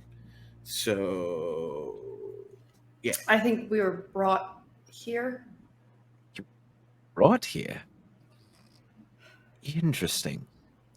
Fascinating. Well, did you have a means of getting home? Unless the house just kind of poofs back where we were. Not really. Oh. Val is gonna go look out the window. So Ray's you look. gonna go with her. You, the two of you kind of walk past Valerian down into the workshop. You look out the window, and what you see is a busy, basically a busy street. You see the homes are of very odd design. They are almost reminiscent of any structures you'd seen at a Ren fair. You know, they're almost like these fantasy style homes with signs that are illuminated and spelled out in arcane letters and magic. You see orcs walking past. You see these lizard-like folks walking on two legs. You see people floating past. You see people in full knight armor walking past. It is a very busy main thoroughfare. And what you the sky looks different as you see there are two suns in the sky. It is overwhelming, to say the least. I'm gonna just sit down right here for a second. Yeah. I'm just gonna Yeah. gonna be here. And Val just sits down and starts to rock a little bit. Just gonna walk up to Val. I'm gonna walk up to Val and be like, "It's gonna be good. You're gonna be up." Oh wow, is that two sons? Wow. Yes, Novum has two sons. Yes. That's an interesting Goldilocks zone. Okay. Peter, what are you doing? I'm gonna take a nap on the porch. You're gonna lay down on the porch? Okay. I'm laying down on the porch. I'm gonna take a nap right here. So Valerian kind of takes in the enthrallment of Jeane and the panic of the other three. And he goes, how about this? I'll go get my wife, and we'll come back and we can see if we can discuss and find a way to get you all home. Perhaps my wife and I are fairly talented in the arcane, and perhaps we could find a way. Arcane. Oh my god, this got magic. I'm just patting Val like it's gonna be okay. It's gonna be okay. It's gonna be good. We got this. It's fine. Magic. Do you have any water? Yes, absolutely. Great. And he runs over to like a little kitchen area and pours a few glasses of water. The glasses are, made of glass, but they've got these kind of intricate like gold root designs on them, kind of like this plated gold on it. And he brings over each of you a glass of water and he goes, I will go grab my wife and we can come back and perhaps find a solution to your problem. This is quite fascinating, if I be honest. All right. And he just kind of bows and basically heads out, grabs his jacket and leaves, leaving the four of you alone in his workshop. At least water's a universal constant. That's good. It's not like different color or anything. It's not called something different. It's called water. It's good. Drinks it. It tastes like water. Yeah, it's just water. Do you think his wife is like a lizard or something? I mean, that'd be pretty neat. But it'd be cool. You are so relaxed about all of this, and it is scary to me. Oh, don't get me wrong. I'm super panicked, but the scientific notations of this are kind of outweighing that for me right now. I'm sure once the scientific stuff weighs down, my panic will rise. But right now it's like this. So If you guys could really keep it down, I'm trying to. Are you actually trying to nap? Yeah. I'm Why? sorry. That's quite the response to being told you're in a different world. No. Universe. Even. No. I mean, I have places I need to be, so I'm gonna go nap. Hopefully that works. Drink your water. Okay, I will. Thank you. I do take my water and I take my cardigan and I put it under my head and I close my eyes because if I close my eyes and I wake up, I won't be here. Right. Makes sense. Of course. So I'm gonna take my lovely nap and I'll wake up and I'll go home and I'll do my speech and debate competition and it'll be all okay and this is fine. We had like a minute and we're like all staring at you in your eyes. Are we like not gonna nap together? You guys are like, we're gonna like. What? Was that? It's fine. I mean, no, it's fine because like if you guys are in the dream too, right? Then like it doesn't matter if you guys nap. So I'll go for that. Give me like half an hour. It takes you half an hour to go to sleep? No, to like wake up again. Okay. Yeah, so like all after that, then like maybe I'll see you guys on campus or something. So that sounds. Thanks for the party. Yeah. But like, yeah, I am gonna go home. Yeah. Yep. So you're gonna lay down. I have to. Yeah. I have to. I have to. I'm gonna go sit down next to Val. Okay.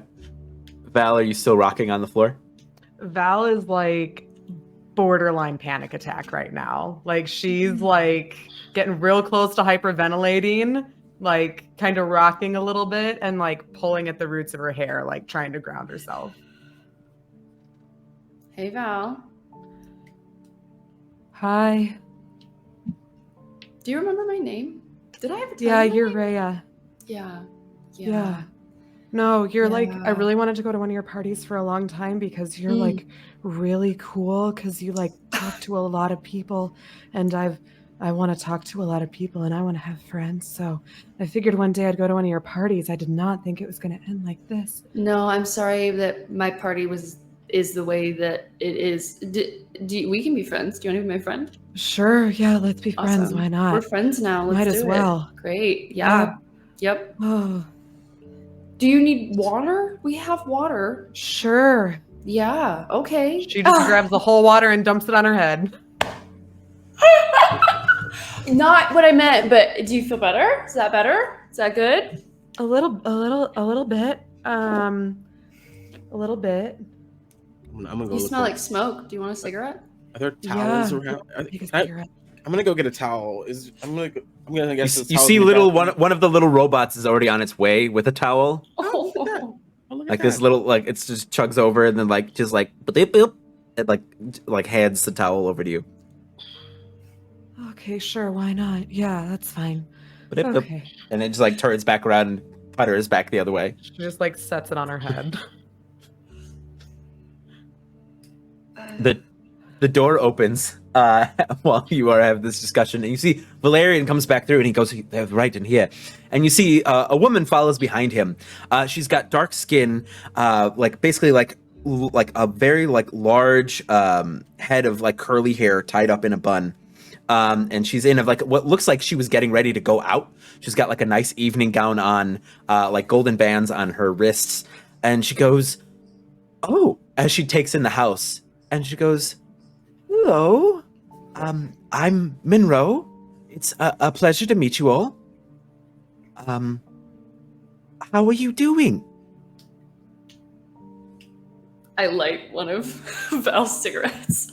We are all displaced and showing it in different fashions. One of us is taking a nap, so I've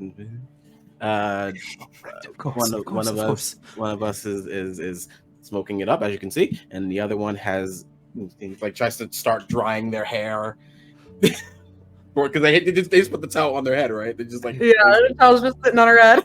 yeah, so it's like gently like rubbing to like make sure that they're dried off. Some people splash water on their face. It's all good. It's a range of emotions for us. How are you? I'm wow. And she just kind of like looks to Valerian, and he goes, "Oh, well, we've never experienced this before in our travels. As we are not also native to Novum, we came to Novum as well, but we've never had people from where you are from arrive. So we can begin to discuss a plan. Do any of you have any native magics or anything like that? Perhaps that could help us determine what spell you use to arrive here." Magic. Val just like takes another drag. Magic. Cigarette, like she's like Yeah, just nothing. blank stares. No, magic doesn't really exist on It Earth. It doesn't so- exist. Well, there are practices of it on Earth, but like nothing scientifically sound kind of notation. Well, So- you all have an aura about you.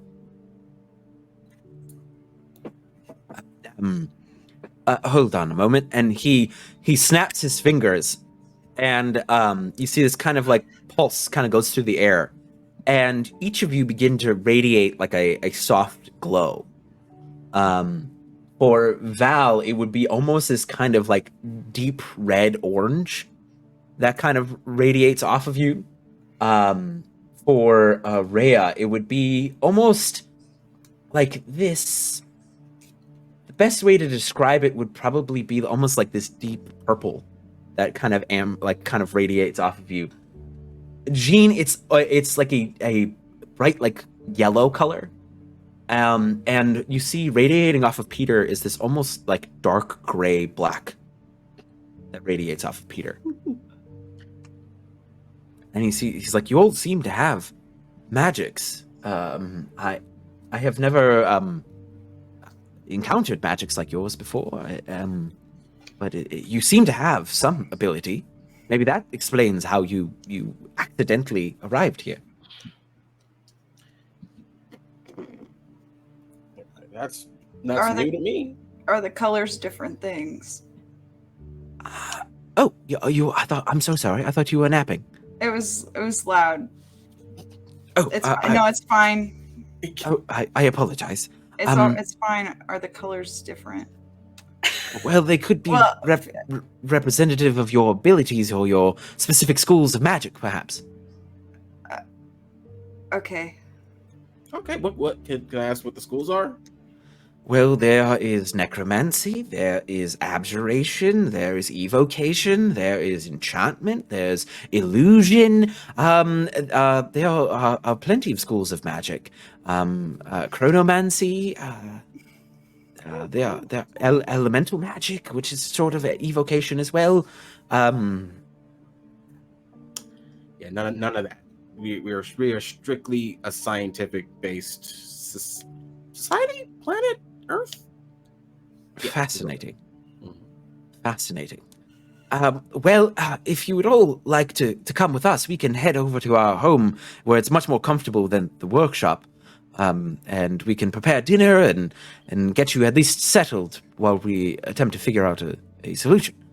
If I leave my house here, will it teleport again? Does my house have an aura? No, it does not. I believe it will just stay right here. I'm in. I'm ready to eat. You've convinced me. Monroe looks expectantly at the rest of you, and she goes, "We have prepared a lot of food, and our sons and our daughter are presently out of town, so we have space. We have the rooms." Oh, Okay. I can eat. Yeah.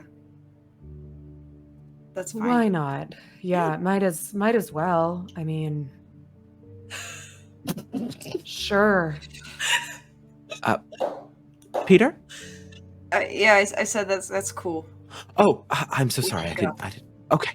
All right. Well, just follow us and stay close. It's quite busy. It's the festival of the Six this week, so it's quite a busy time here in Hearth. So please follow us. And the group of you leave the workshop, and you're instantly hit with a cacophony of sound and music and talking languages you've never heard before, smells you've never smelt before, a sky you've never seen before. As there are just all sorts of, you see like more people with like pointy ears, just like Valerian. You see more of these lizard folk, orcs, goblins, every fantasy type you could imagine is here. Like milling about in the streets. You see there are people like playing music without even touching the instruments. You see there are people without cooking, without touching the tools. You see automaton like people walk past you. You see people like with lights dancing from their hands, doing all sorts of things. You see people training with great swords. There's all manner of things. And then you see the center of the town as you're walking past is a large, almost like crystalline tower that goes up very far into the clouds. And around the basis is you see there are a collection of 8 statues of different, what looks like different people. And you see like there's a placard that is written, and it's written in a language that you don't know, but for some reason you can read. And it says the Garden of the Six as you walk past and make your way to a very nice, large like home with these huge marble pillars out front in a large garden. And you see there's what looks to be like these little spirits almost like tending to the garden. And Valerian and Monroe go, welcome to our home. Come on in and we will get you settled and get you fed. As you walk in, and it's this grand foyer with this large staircase heading upstairs with a second large staircase heading up to a third level. And they go, if you there's a drawing room off to the side if you want to go and take a seat and rest. We will have some of our spirits will come about and serve you some tea in just a moment. Thank you. Okay. Sounds great. The two of them kind of go off, almost like talking amongst themselves, leaving the four of you in this like beautiful library with like floor to ceiling books, basically like wall to wall. There's a very nice like fireplace in here with a animal rug that is a wolf, but it's the largest wolf rug you have ever seen in your life. There is a writing desk in here, the beautifully adorned room that they leave you in. Can I look at the books? Yeah. What are you looking for? Anything specific, or are you just like picking one off the shelf? something that has like an important title, like something that doesn't seem fiction. I guess you would maybe know based off the title, like historical document kind of book. So you find, as you're like looking through the shelves, you're able to find a book that is the history of Novum. Oh, that's exactly. I yeah, that's what I wanted. I opened the book. It's a And large encyclopedia, like this thick. I just opened to a random page. Can I read it? It's written in a language that, like, again, once again, just like the sign in the garden, like that, like you don't know, but you are able to read it. I'm still not completely convinced I'm not dreaming. Because, you know, in the dream you can't read what you... If you read something, you can't read it. But, like, I can't read it, but I can read it. Mm-hmm. I'm not convinced. But I'll skim it. Okay. What if I open to an interesting chapter? Or is it mundane? Let me roll for it. See what you roll. So you open to a page that is the origins of a group known as the Exalted Core. And it is basically tells the story of a group of essentially like arcanists and archaeologists and people who wanted to preserve the history of Novum it mentions this event known as the Drowning. That they started an organization that is essentially devoted to basically protection of artifacts, basically gathering of knowledge and histories. They act as almost like a basically like a group that goes out and basically like goes on missions and to recover artifacts and protect them. They have 3 different main locations. They have an office here in Hearth. There is a place called the Vault. There is a place in what's called the Northlands. There's a bunch of different locations, but they look like they're an organization devoted to history that was formed basically right after this event known as the Drowning. Does it seem like the drowning happened a while ago or recently? Like, the way it addresses it in this chapter, this specific chapter, it seems like it happened a while ago. Okay. All right. Yeah, I guess I just take a look. I'm kind of skimming the book. I don't like looking out the windows right now because the 2 suns is kind of a lot. So the book is pretty... I'm good with the book for now. So you're looking at the book. What are the rest of you doing while Peter is looking at the book? I'm just like looking around at everything. Everything's getting a once over of like wonderment. Like, ooh, look at this. Ooh, that's much bigger than it should be. That's concerning. And just like, hey, at least we didn't teleport to the middle of a forest or a cave. That's a silver lining. Look at that. Nice, rich people we dropped off from the warehouse of. It's good. Solid. Are we still glowing or is it gone? Are we still like are we still glowing or is the glow Oh, the glow is gone. The glow is faded. Yeah, the glow is faded. Yeah. So magic exists, so that's good. You guys don't think the black glow was bad, right? That's because but it kind of felt like evil. I mean, do you think I'm evil? No, that's just a concern. No, I mean, okay. It's probably matches with the magic you're affinity isn't the word. Have affinity with. Oh, okay. Maybe. Yeah, that probably makes more sense. Like there's some element that you are connected with that's not light in color. Okay, that's probably you're so probably right. That's my bad.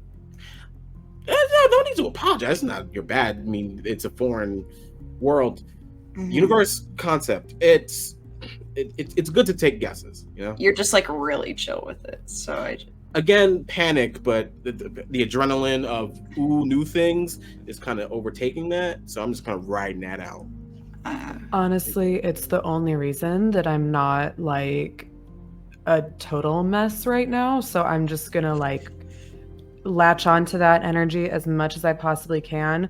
But you know how, like, in dreams, like, if this is actually a group hallucination sort of situation, you can do things you would never normally be able to do. Right. Yeah, like the magic and the glowing. Yeah, or like the reading things that, Yeah. like you know it's French and you don't actually know French in real life, but you can read it in your dream. Mm-hmm. So, I'm gonna try and do a backflip and see if it happens. I cannot do a backflip. Okay. So I don't know about that though. But I think that's I think it's a good idea. I'm gonna be here to catch you like last time, just to make sure things go better. Okay. You be my spotter. I got you. I'm sure I'm gonna fall flat on my ass. It'll be. You're gonna be fine. You're gonna do great. So you're gonna try to do a backflip? Yes. Roll me dexterity. Roll me 2 d10s. Ooh. You got this. Oh my god. First roll. Where are my d10s? There. Okay, that's 8 altogether. So, surprising you and probably everyone else in the room, you do a backflip and it's like perfect superhero landing. Holy fucking shit. Oh! We're dreaming. That's good. No, this is a dream. So It's a dream, so that's good. You practicing, you ain't telling me? Can you do it again? She tries to do it again. Wham! Perfect. You don't even have to roll for it. That was way more fun than it should have been. Okay. So it's a dream. It's a dream. It's a dream. It's a dream. So we can just have fun because it's a dream, and just like ride whatever this is out until it makes it out of our systems. Yeah, it'll be fine. I'm gonna pinch myself first. It hurts. It hurts. And like I'm just like, you're all like, it's a dream. It's just gonna like, and behind all of you, just pinch myself, go, and then just walk up and I walk up and I just like pinch both of you. It hurts. Ow! Stop. Sorry, just had to make sure. I've pinched myself in a dream one time and it hurt. So like, I don't know. Oh yeah. Yeah, but I've never done like a backflip or. You want to try and do backflip? I think we can all do backflips. No, I'm good with the reading. I'm not gonna try the backflip. Is there anything in that book that is pertinent? Cool? Fun fact? Yeah, there's a drowning. We're posting so like that's probably a good name. Do you go to that chapter? About the drowning? Oh, is there like an index? Yeah, there's a table of contents. Yeah, I was interested in the drowning because that sounded really intense. So the drowning describes an event where a being known as the Drowned King arrived on Novum about 700, 800 years ago, and essentially turned half of the planet into these hive-minded monsters and attempted to drown the planet in something called the Astral Sea. He was stopped by a group known as the Six, which were a group of heroes that essentially rose up, and several of them gave their lives to stop him. And basically this became known as the drowning, as this event basically forever changed the position of Novum in the grand scale of the multiverse. Planar travel became impossible. Resurrection became impossible. The connections to gods and goddesses became incredibly weakened. It was a near apocalyptic cataclysmic event that occurred about 800 years ago. I closed the book.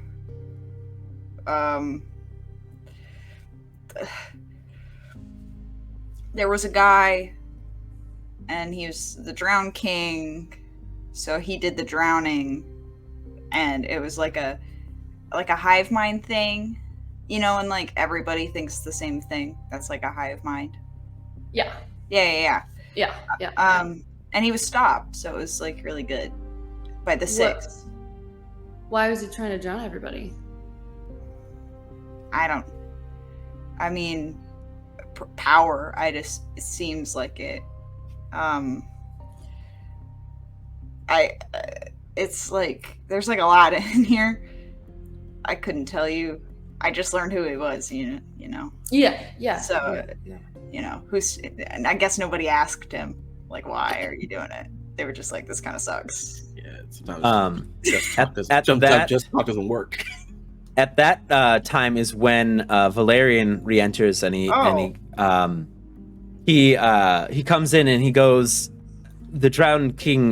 There was a prophecy that he was attempting in his own twisted way to save Novum from a greater threat. In his own very messed up way, was attempting to save Novum and hide it from a greater threat." That apparently prowls the stars. Oh, Still? It's been 800 years and nothing has arrived, nothing has occurred.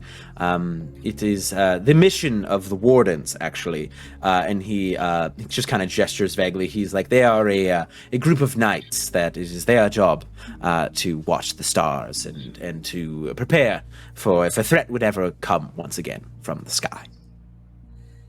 You said that this is the party of the 6 people. This Yes, is like the yearly celebration of their victory over the Drowned King. how many years has that been going on? Oh, well, ever since Hearth was rebuilt after the war, it's occurred almost every year. So this is the 800th, I suppose, nation or celebration of the 6. Oh, Weren't there like 8 statues outside though? Yes, they were called the 6 because there were 6 of them originally, but several of them gave their lives, and new members joined them on their quest, and so it's the eight members of the 6. Yes, it is a bit confusing, but some of them are still around to this day, actually. Oh, wow. they're really old. yeah. That's impressive. Our lifespan's short on your world. Like my goal kind of was like 80-ish. So 80. Oh, yeah, so you're human. Mm, Oh, yeah. Last time I checked. What are you? oh, I am an elf. I knew it. I knew you were I knew it. I knew you. Right. I thought so. Yeah. Well, I have some a bit troubling news to impart to you. Nothing could be more troubling. Lay it on us. Well, Monroe and I were discussing, and we've reached out to some of our other friends within the field of arcane. What you all did today should be impossible. As ever since the drowning, it has been a fact that interplanar travel is impossible, as the doors to the other planes of existence were shut after the Novum was partially torn from its place in the multiverse. So as far as getting you home, at the present moment in time, we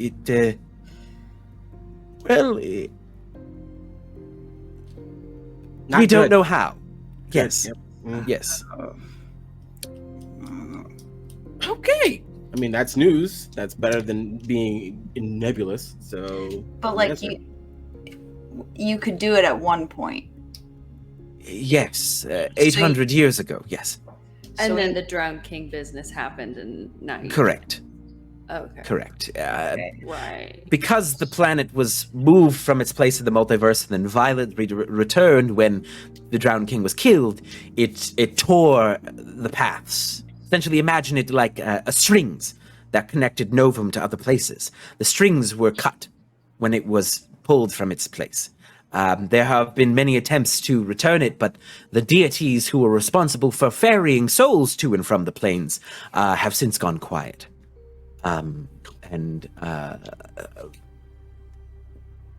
It's been impossible to. But we did it. Yes, this is what has gotten me and my colleagues in a bit of a tiz, because this is it should be impossible. So we can go. so we can go back because we didn't want it happen. It can happen. Well, So- we have to find out how, so we can replicate it. Well, if we here's what we remember, just so we can get that out of the way. We were drinking at a party, and then we Right. blinked, and then we were here. Was there anything peculiar? Else, something, anything you can remember that was out of place or strange? The sprite was really flat. That night. Sprite, like a fairy. Like a drink. Like one of the drinks that was really like. You thick. drink fairies on your world? I thought no, you didn't have there's the. no fairies. It was like Oh. a juice. Oh. sort of thing. Oh, It wasn't understood. usually. Yeah. Understood. Mhm. All right. Well, I don't. It was just. It kind of tasted not as good as it usually does. But the second drink I made you was good, right, Peter? The second drink was really good. I liked it. I liked it a lot. All my Beyond drinks were fine. I don't know. We don't think it was in the drink. beyond the drinks, anything strange happened during the day? Anything you noticed out of place? Crossing over thresholds you shouldn't have? Opening books you shouldn't have?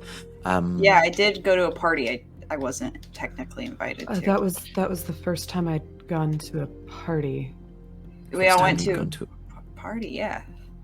Yeah. I got a headache, a headache. a bit of a headache earlier. Thought it was just messing with fumes, but at the same time, I was getting the headache. I feel like I remember a song. A I song. don't remember it. I try to hum it out, but it doesn't quite come out right when I actually have to think about it. And I'll try to hum the song that has been eluding me. So as you're trying to recall it, it's less of a song and more like a constant beat. Like boop, boop, boop, boop, boop, boop. And just did that for a while, and then it kind of went away. Is it like a drum? I mean, it's drum-like, yeah.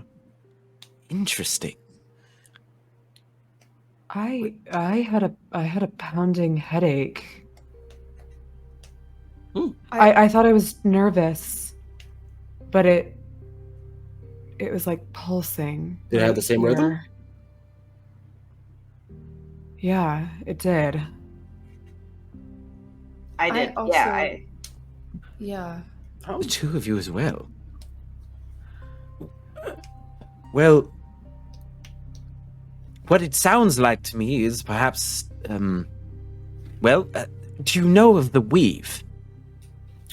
Again, science-based, no magic. Right. Just It is Yeah. the basis where all magic comes from in our Sure. world, the place known as the Weave, place of supreme magic and power. And this place, it has a song, and that manifests itself as what sounds like the beating of a drum.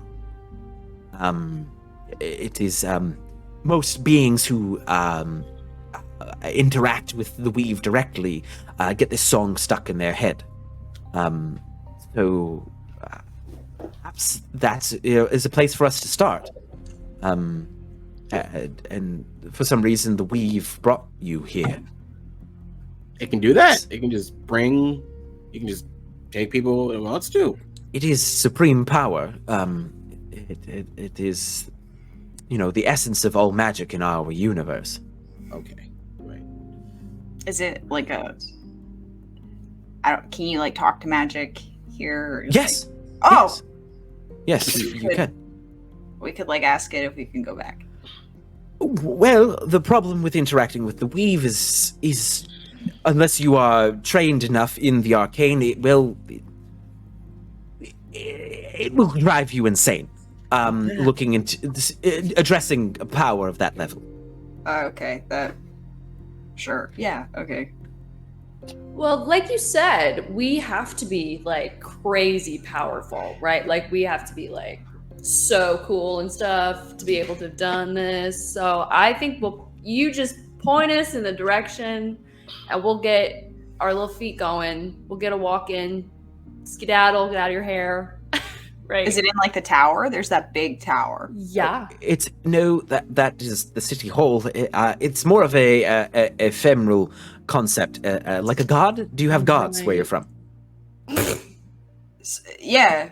Several. Yeah. Oh, perfect. So, I'm gonna stop you. I'm gonna stop you right there. It's probably not the same concept. When we pray, we don't really get an answer back. Oh, kind of cruel gods, then. Oh, Some might Yeah. say that. Yeah. yeah. If okay. cruel in your way means doesn't talk, or there are many stories where they do bad things to the people, and it's a mess. But We do have evil gods here, so that is cool. That is another connection. Cool. right. Well, we. I don't know quite where to start. Perhaps we need to figure out what your powers are, and perhaps that's a good place. Can Yeah. we do that after dinner? Maybe. Yes, of course, Because of course. I could. Yeah, that'd be great. Of course. Yeah. And I gotta well, get back to the nap. the nap, right? Of course. that. That would also probably be good. Gotta get back. All right. Well, let us go have dinner then. It should be just about ready. Okay. So you all head to this grand dining room. It is basically like an easily like 20-person table, stretching from end to end, with food from end to end, like anything and everything you could imagine, and things you didn't know you could eat. Like just like strange colored fruits and dishes and meats and things. Some that look similar, like chicken and like pork and things that look similar, but it's like everything on this table, and you see more of these little automatons and spirits kind of pull chairs out for you, and Valerian and Monroe each sit at like one end of the table, and they go, please take a seat and help yourselves. They're on opposite ends of a 20-person table. Okay. Just Are there wanted to 20 check. chairs, or are there only enough chairs for us? There are still 20 chairs. Oh.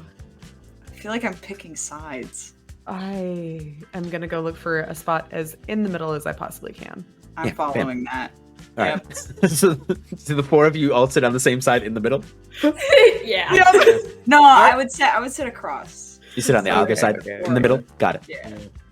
Yeah. You guys important, or like you guys like diplomats, or like this is a lot. Yes, we are diplomats. We aren't from Hearth originally. We are from Paradise Isle in the Western Sea. So that is where we are from, and we're representatives. And there is a council meeting. As we are attempting to join the Nation of Six, but right now we are an independent, smaller country. Okay.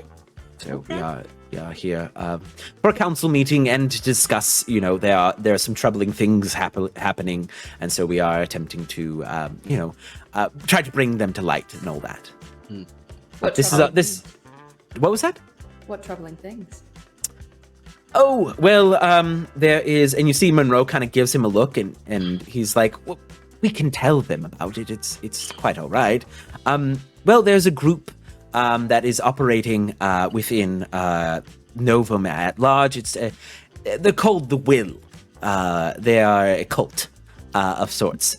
Well, they're an apocalypse cult. These things happen quite often, but they are seeming to gain traction and power, and so we are attempting to kind of bring notice to the powers that be here in the Nation of Six that this group is causing trouble, and it should be something we should be looking into. Those types of things. When you say that they're like an apocalypse group, do they want to make the apocalypse happen, or do they think it's going to happen? Well, part of their kind of manifesto is that the world should have ended during the drowning. It was meant to end, as the four dragons of the apocalypse were summoned during the drowning. And the nature demands that when the dragons are summoned, that the world ends and resets. But the world continued onward and recovered and prospered, honestly. But they believe that we have upset the balance of nature by not allowing Novum to end and reset. And they believe that will fix all of the issues that we are having with interplanar travel, those types of things. And so they are attempting to recreate the apocalypse. Oh, so like, turn it off and on again, full restart kind of I was thinking situation. the same thing. Yeah, I probably got that from you. Let's be real. Yeah. Yeah. I mean, it's very apt. I think that's both terrifying that it's being applied to a real world setting, but good that we missed it.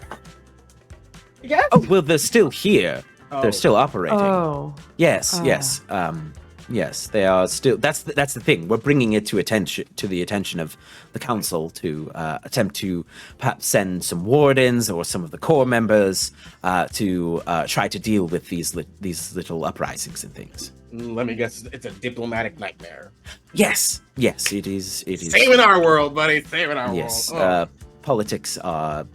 And Monroe goes, the worst. They're the worst. Yeah, tell me about it. They're the worst. Here. Wow.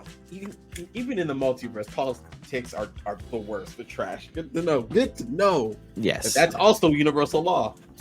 Mhm. So, are they trying to summon the dragons, or are they trying to summon the drowned king? What's their angle? Well, the drowned king, and this is Monroe. She's like, the drowned king is long dead. Yeah, he was killed, by the 800 years ago. What they're attempting to do, or what the rumors say, is that there's a drug out there, and they're trying to use it to, create. This is going to sound, I guess, strange, but everything must sound strange to you all at the present junction. They're trying to make their own gods, in a way. Yeah. And the nonchalantness of both Valerian and Monroe speaking about this is like, this should be more like to them, but it seems like it's par for the course for the two. They've probably been doing this for years, trying to get the Yeah. session. Like, fuck. I mean, let's make sure that doesn't happen. Oh, The end are of the you, world. are you offering your services? Oh, Yes. Were you heroes Yes, on your world? yes, we are. I would not say that at all. Oh, adventurers then. That's a Totally. That's a lot. That's a lie. I hate I- calling you out like this, but I'm really. Oh, we're not gonna fight a cult. Like I don't. We were students. Oh, you were actually, heroes in so- training then. Yeah. Sure. Mm-hmm. Sort of. Okay. Like Well- academics. Oh, okay. So Okay. not a lot of fight training. So we should not be fighting the cult. Well- I mean, speak for yourselves, but not. Oh, are you're the warrior of the group then? Turns to Val. Warrior is a bit of a strong word, but if push comes to shove, I will shove back. You've taken like self-defense classes and stuff. You could say that. Okay. I will say that. Well, Okay. there are guilds here in town. We can perhaps get you in courses to finish your training if you'd like. A guild? Do you mean like what kind of guild are you talking about?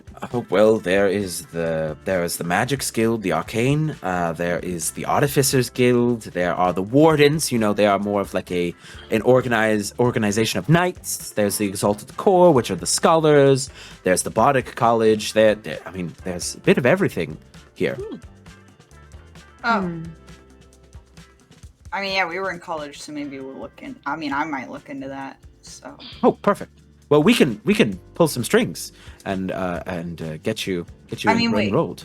that's like, how soon do you think that we can get back home? I don't want to be enrolled in 2 schools at once. If like, We it seems like a lot academically, and I can only take on so many units. So Right. Well, at the present juncture, we don't know. I wish we did. Wish we had answers. like a couple weeks, or like, We don't know. okay, I'll jot it down for like a month. Okay. I can work with like a month. So, Okay, we will send out some missives and see if there are some instructors available for you all. But first, I think we'll have to, perhaps tomorrow after you rest, we have to test your abilities and things and see what you can do. all right. Can I check my cell phone? So you check your First, the phone. smartest move yet. I was thinking, boy, I should really tell Jason that I'm not going to be able to make his feature. So you check your phone. What was your screensaver before?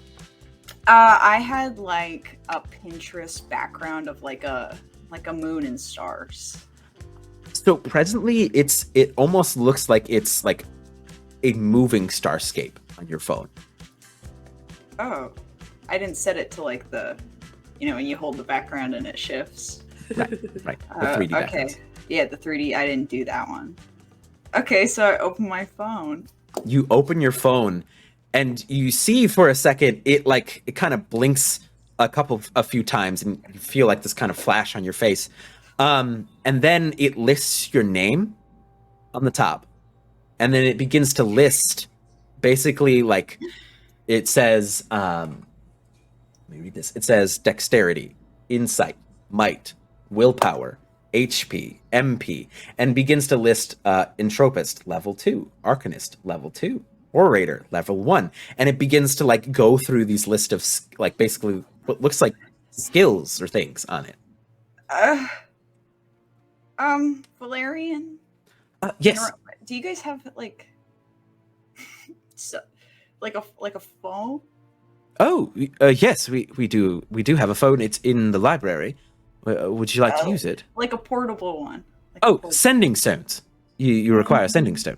I go over and I show my phone. Oh, what is this?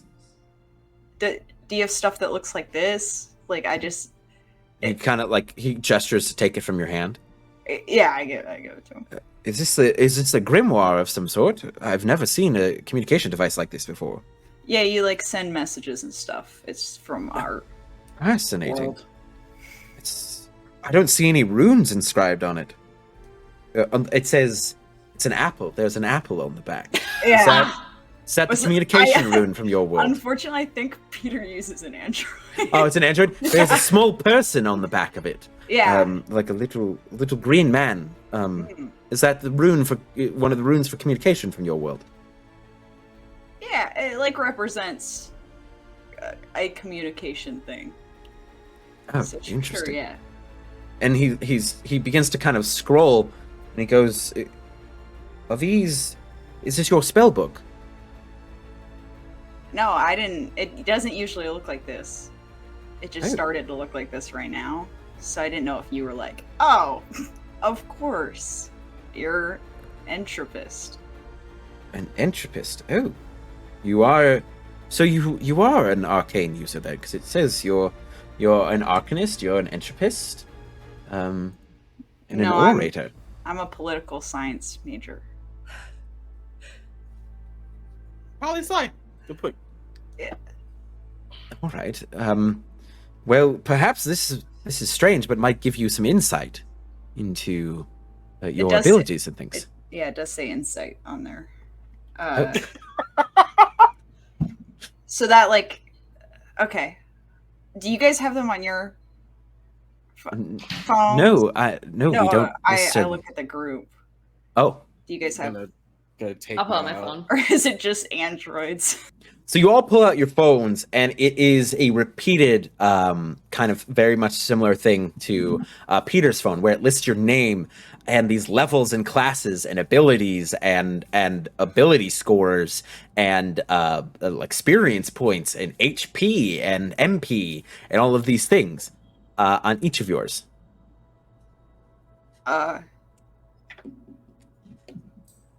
I'm assuming that's the silence is a yes, that you guys have the lists too. Yeah. If I can I get to my home screen, or is this it? It stays on that screen. All right. Yeah, that's what I thought. Huh. Can we edit it? If I tap on it, can I edit it? Yeah. So what do you tap on specifically? I'm gonna tap on my HP. HP. So all of you just see like she taps on it, and you see just above her head, like almost this like luminescent like red bar just kind of whoop, appears. Oh, it's like a game. Yeah, like a Are video we in game. The Sims? I mean, we're not speaking sim-ish. That we know of. I mean, no, that's true. But I I don't was think we're there. Maybe. We have a fantasy mod downloaded. That's okay. I'll tap the job. I'll tap one of the jobs. Which one do you tap? Let's see which one I tap. I'll tap a tinkerer. Tinkerer. So essentially it begins to kind of like you tap it and it like begins to list a description of like the things you can do as a tinkerer, the things you can make, your abilities, those types of things. It begins to kind of like list in it, but instead of listing it on your phone, it lists like in front of you. Like you see like a scrolling screen of text in front of you. Like it's about like, yay big, but it just begins to scroll. Oh, okay.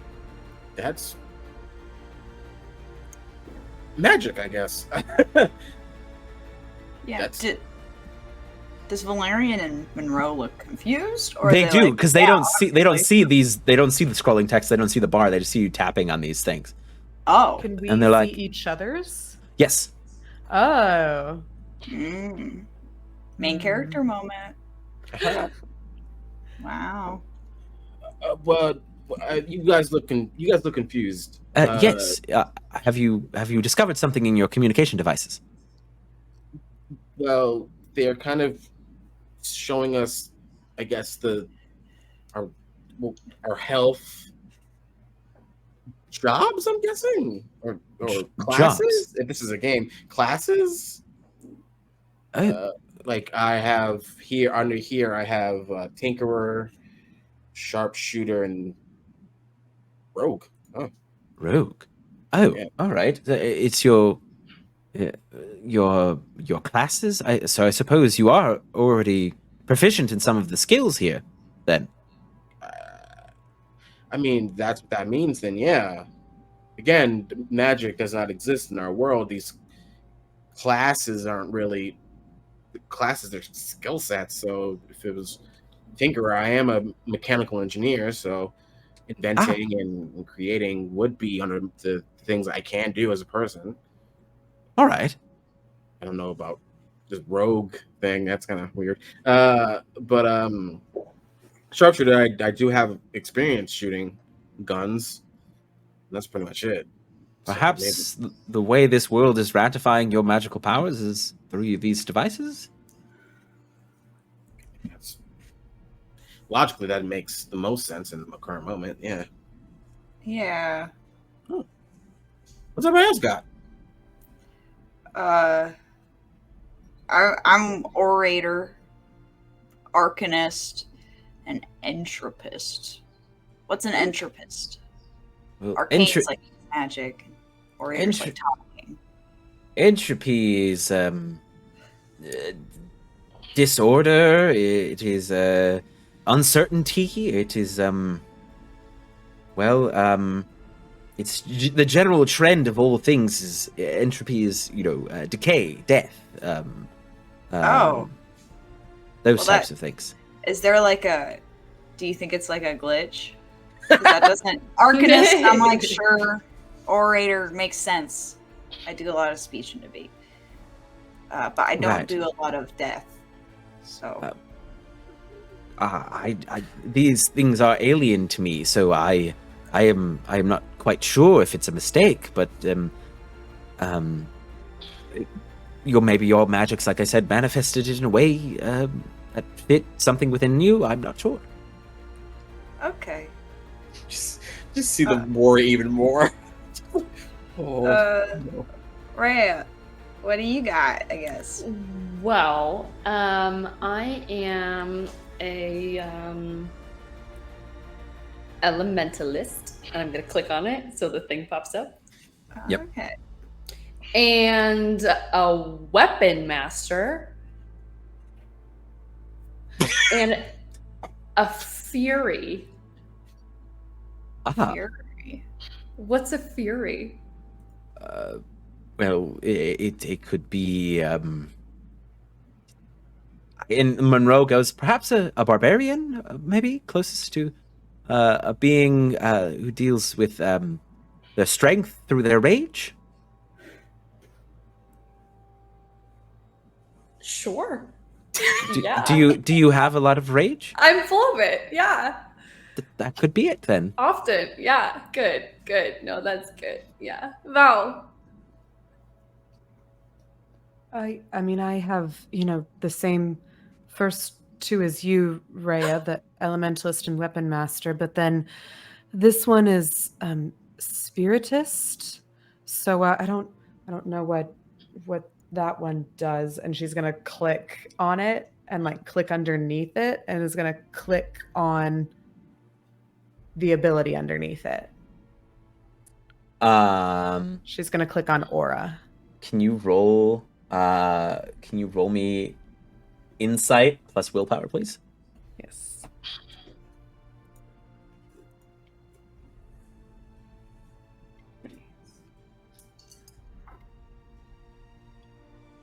That is a 13. A 13. Ooh. So describe to me what this looks like. Yeah. So she just is like scrolling down and clicks, and as she does, there's like a tattoo on her forearm that seems to have like smoke kind of curling up her forearm, and as she clicks on it, it's almost like the tattoo peels off, and like this sort of like spectral, like inky smoke starts to swirl out and is going to cover around the four of us sitting at the table, almost as if it's like a shroud that's like protecting. Oh. Val, what is this? Let's see. Aura, you project your soul outside your body and direct it to surround targets, shielding them from dangerous magic. I guess this is like a protecting thing. Yeah. I certainly feel protected. Is your arm okay? Yeah, that it didn't feel weird or anything. It just kind of, I don't know, happened. Okay, just yeah. This is your soul? I guess so. That is so badass, Val. What the fuck? It's a little indistinct. That's interesting. I didn't think I could do that. Okay. And you can do a backflip. And That's true. Yeah, I can do a backflip. Did too. Valerian, you hear a voice from the outside. It goes, "Are you all right in there?" Yeah. I don't know how to turn this thing off though. Click it on your phone. Oh. You just click it. Just Yeah. as you think about the thought of like dismissing it, it vanishes. Well, it seems you are quite powerful after all. I suppose so. Yeah. Do we all do that one? I mean, do you have that on your list? What was it called? Miss? Aura. Smoke? Aura. Aura, Smoke. yeah. That was under your spiritual list. I don't have that one. Yeah, So. I don't got that one either.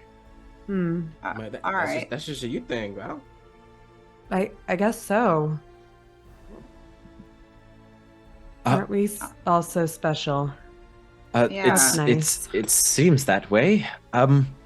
Well, the two of us will be retiring soon for the evening, but we can get you all set up in rooms here. And tomorrow in the morning we can head down to the guilds and begin your training, I suppose, and begin to find a way to get you all home. Yeah, that's ideal, I guess. Makes sense to me. All right. Well, we will see you all in the morning then. Enjoy the rest of. Eat as much as you like, and the automatons will show you to your rooms. Oh, These all right. automatons, oh my god. Oh, I can tell you all about them in the morning. Gosh. I would love that. As a fellow man of invention, I would love to know everything that you know. Of course. Well, if you require anything, all you have to do is a call. All right? Yeah, thank you so much. We really appreciate it. Mhm. We'd Of course. be a little lost if you weren't here, I think. Well, don't worry. We will take care of you. And Monroe and Valerian bid you all good night and head to their rooms, leaving the four of you alone in the dining room.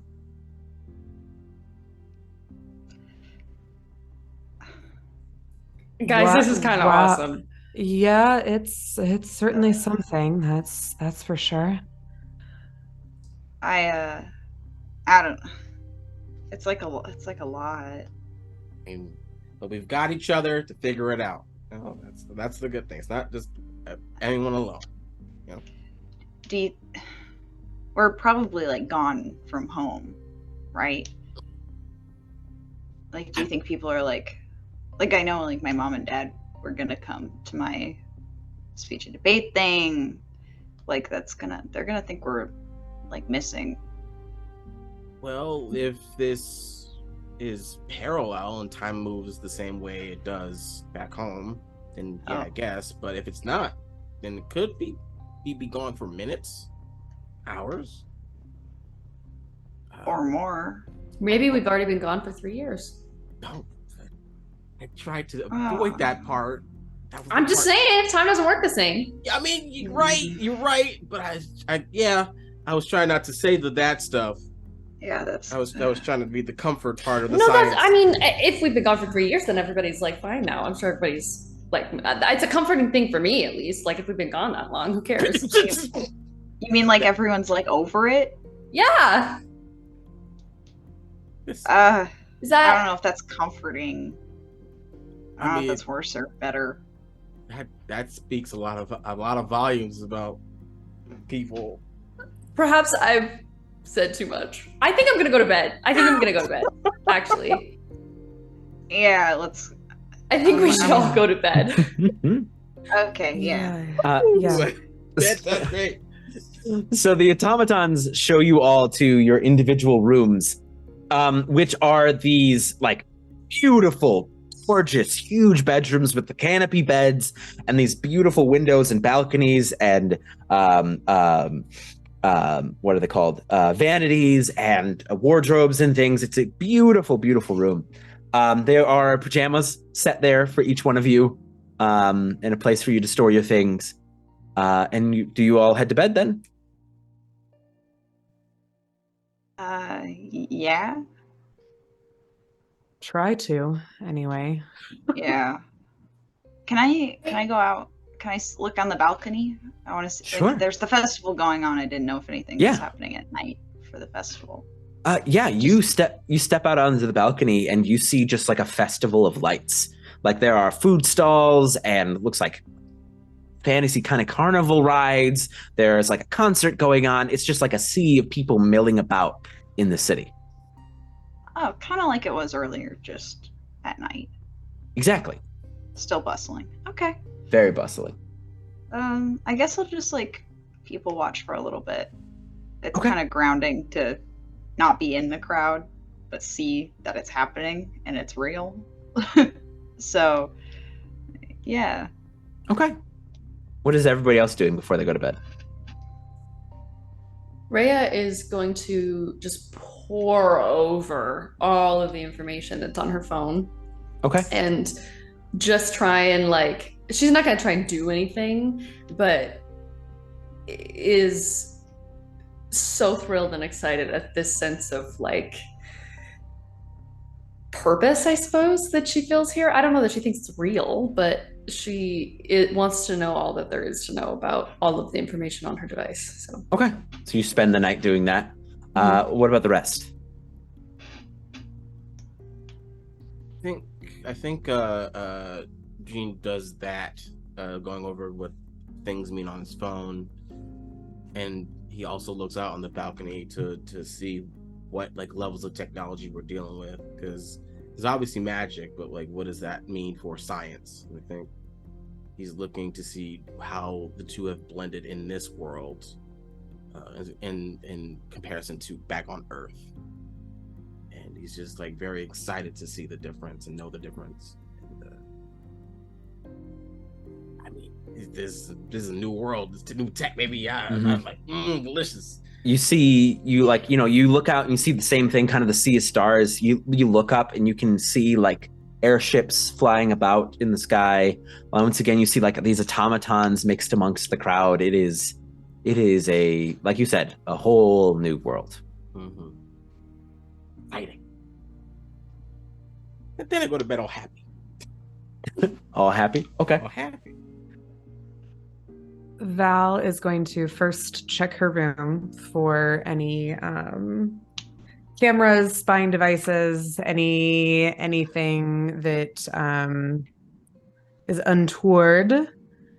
And upon, I'm guessing, not finding anything, is gonna just kind of curl up on the bed and hold her phone.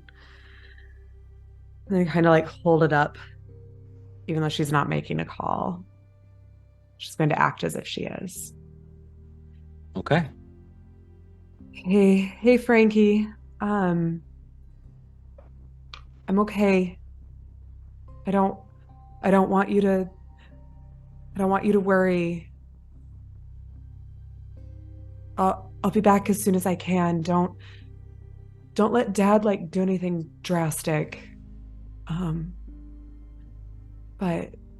But I'll see you soon, and then we can go shopping again or something. I don't know, just something really normal would be great.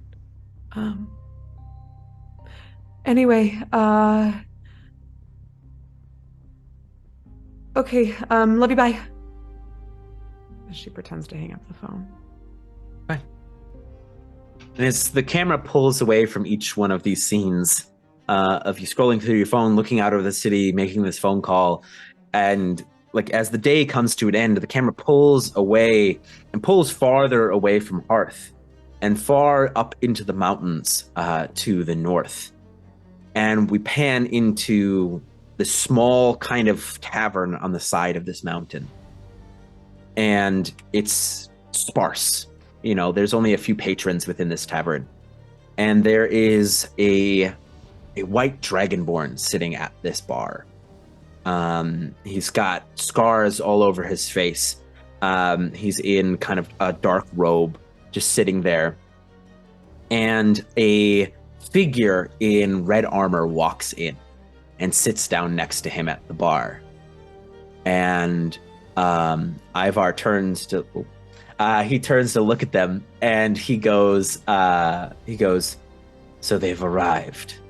And the red armored figure goes and just nods his head silently. And he goes, now the games begin. And that's where we're going to stop for tonight. Thank you all so much for joining us for episode 1 of Echoes of Legacy. I'm very, very excited for this campaign. Hope you enjoyed it. I have been AlecTheBard, your game master. You can find me anywhere as AlecTheBard, and I'm going to pass it off to Haley. You go. I'm Haley. You can find me at HailieRosie. And that's it. Betty. I'm Betty. You can find me at Who.The.Lovely on TikTok and Instagram. Passing it to Steph. Hey, I'm Steph. You can find me at Equinoxdice pretty much anywhere. And that leaves Christian left. Everybody, hi. My name is Christian, aka AFluffyGoomba, on several socials. That's it for me. I think this was fun. I can't wait to do this again. Hell yeah. All right, everybody. We will see you all next time. You all have a lovely evening and have a good night. Bye, everybody.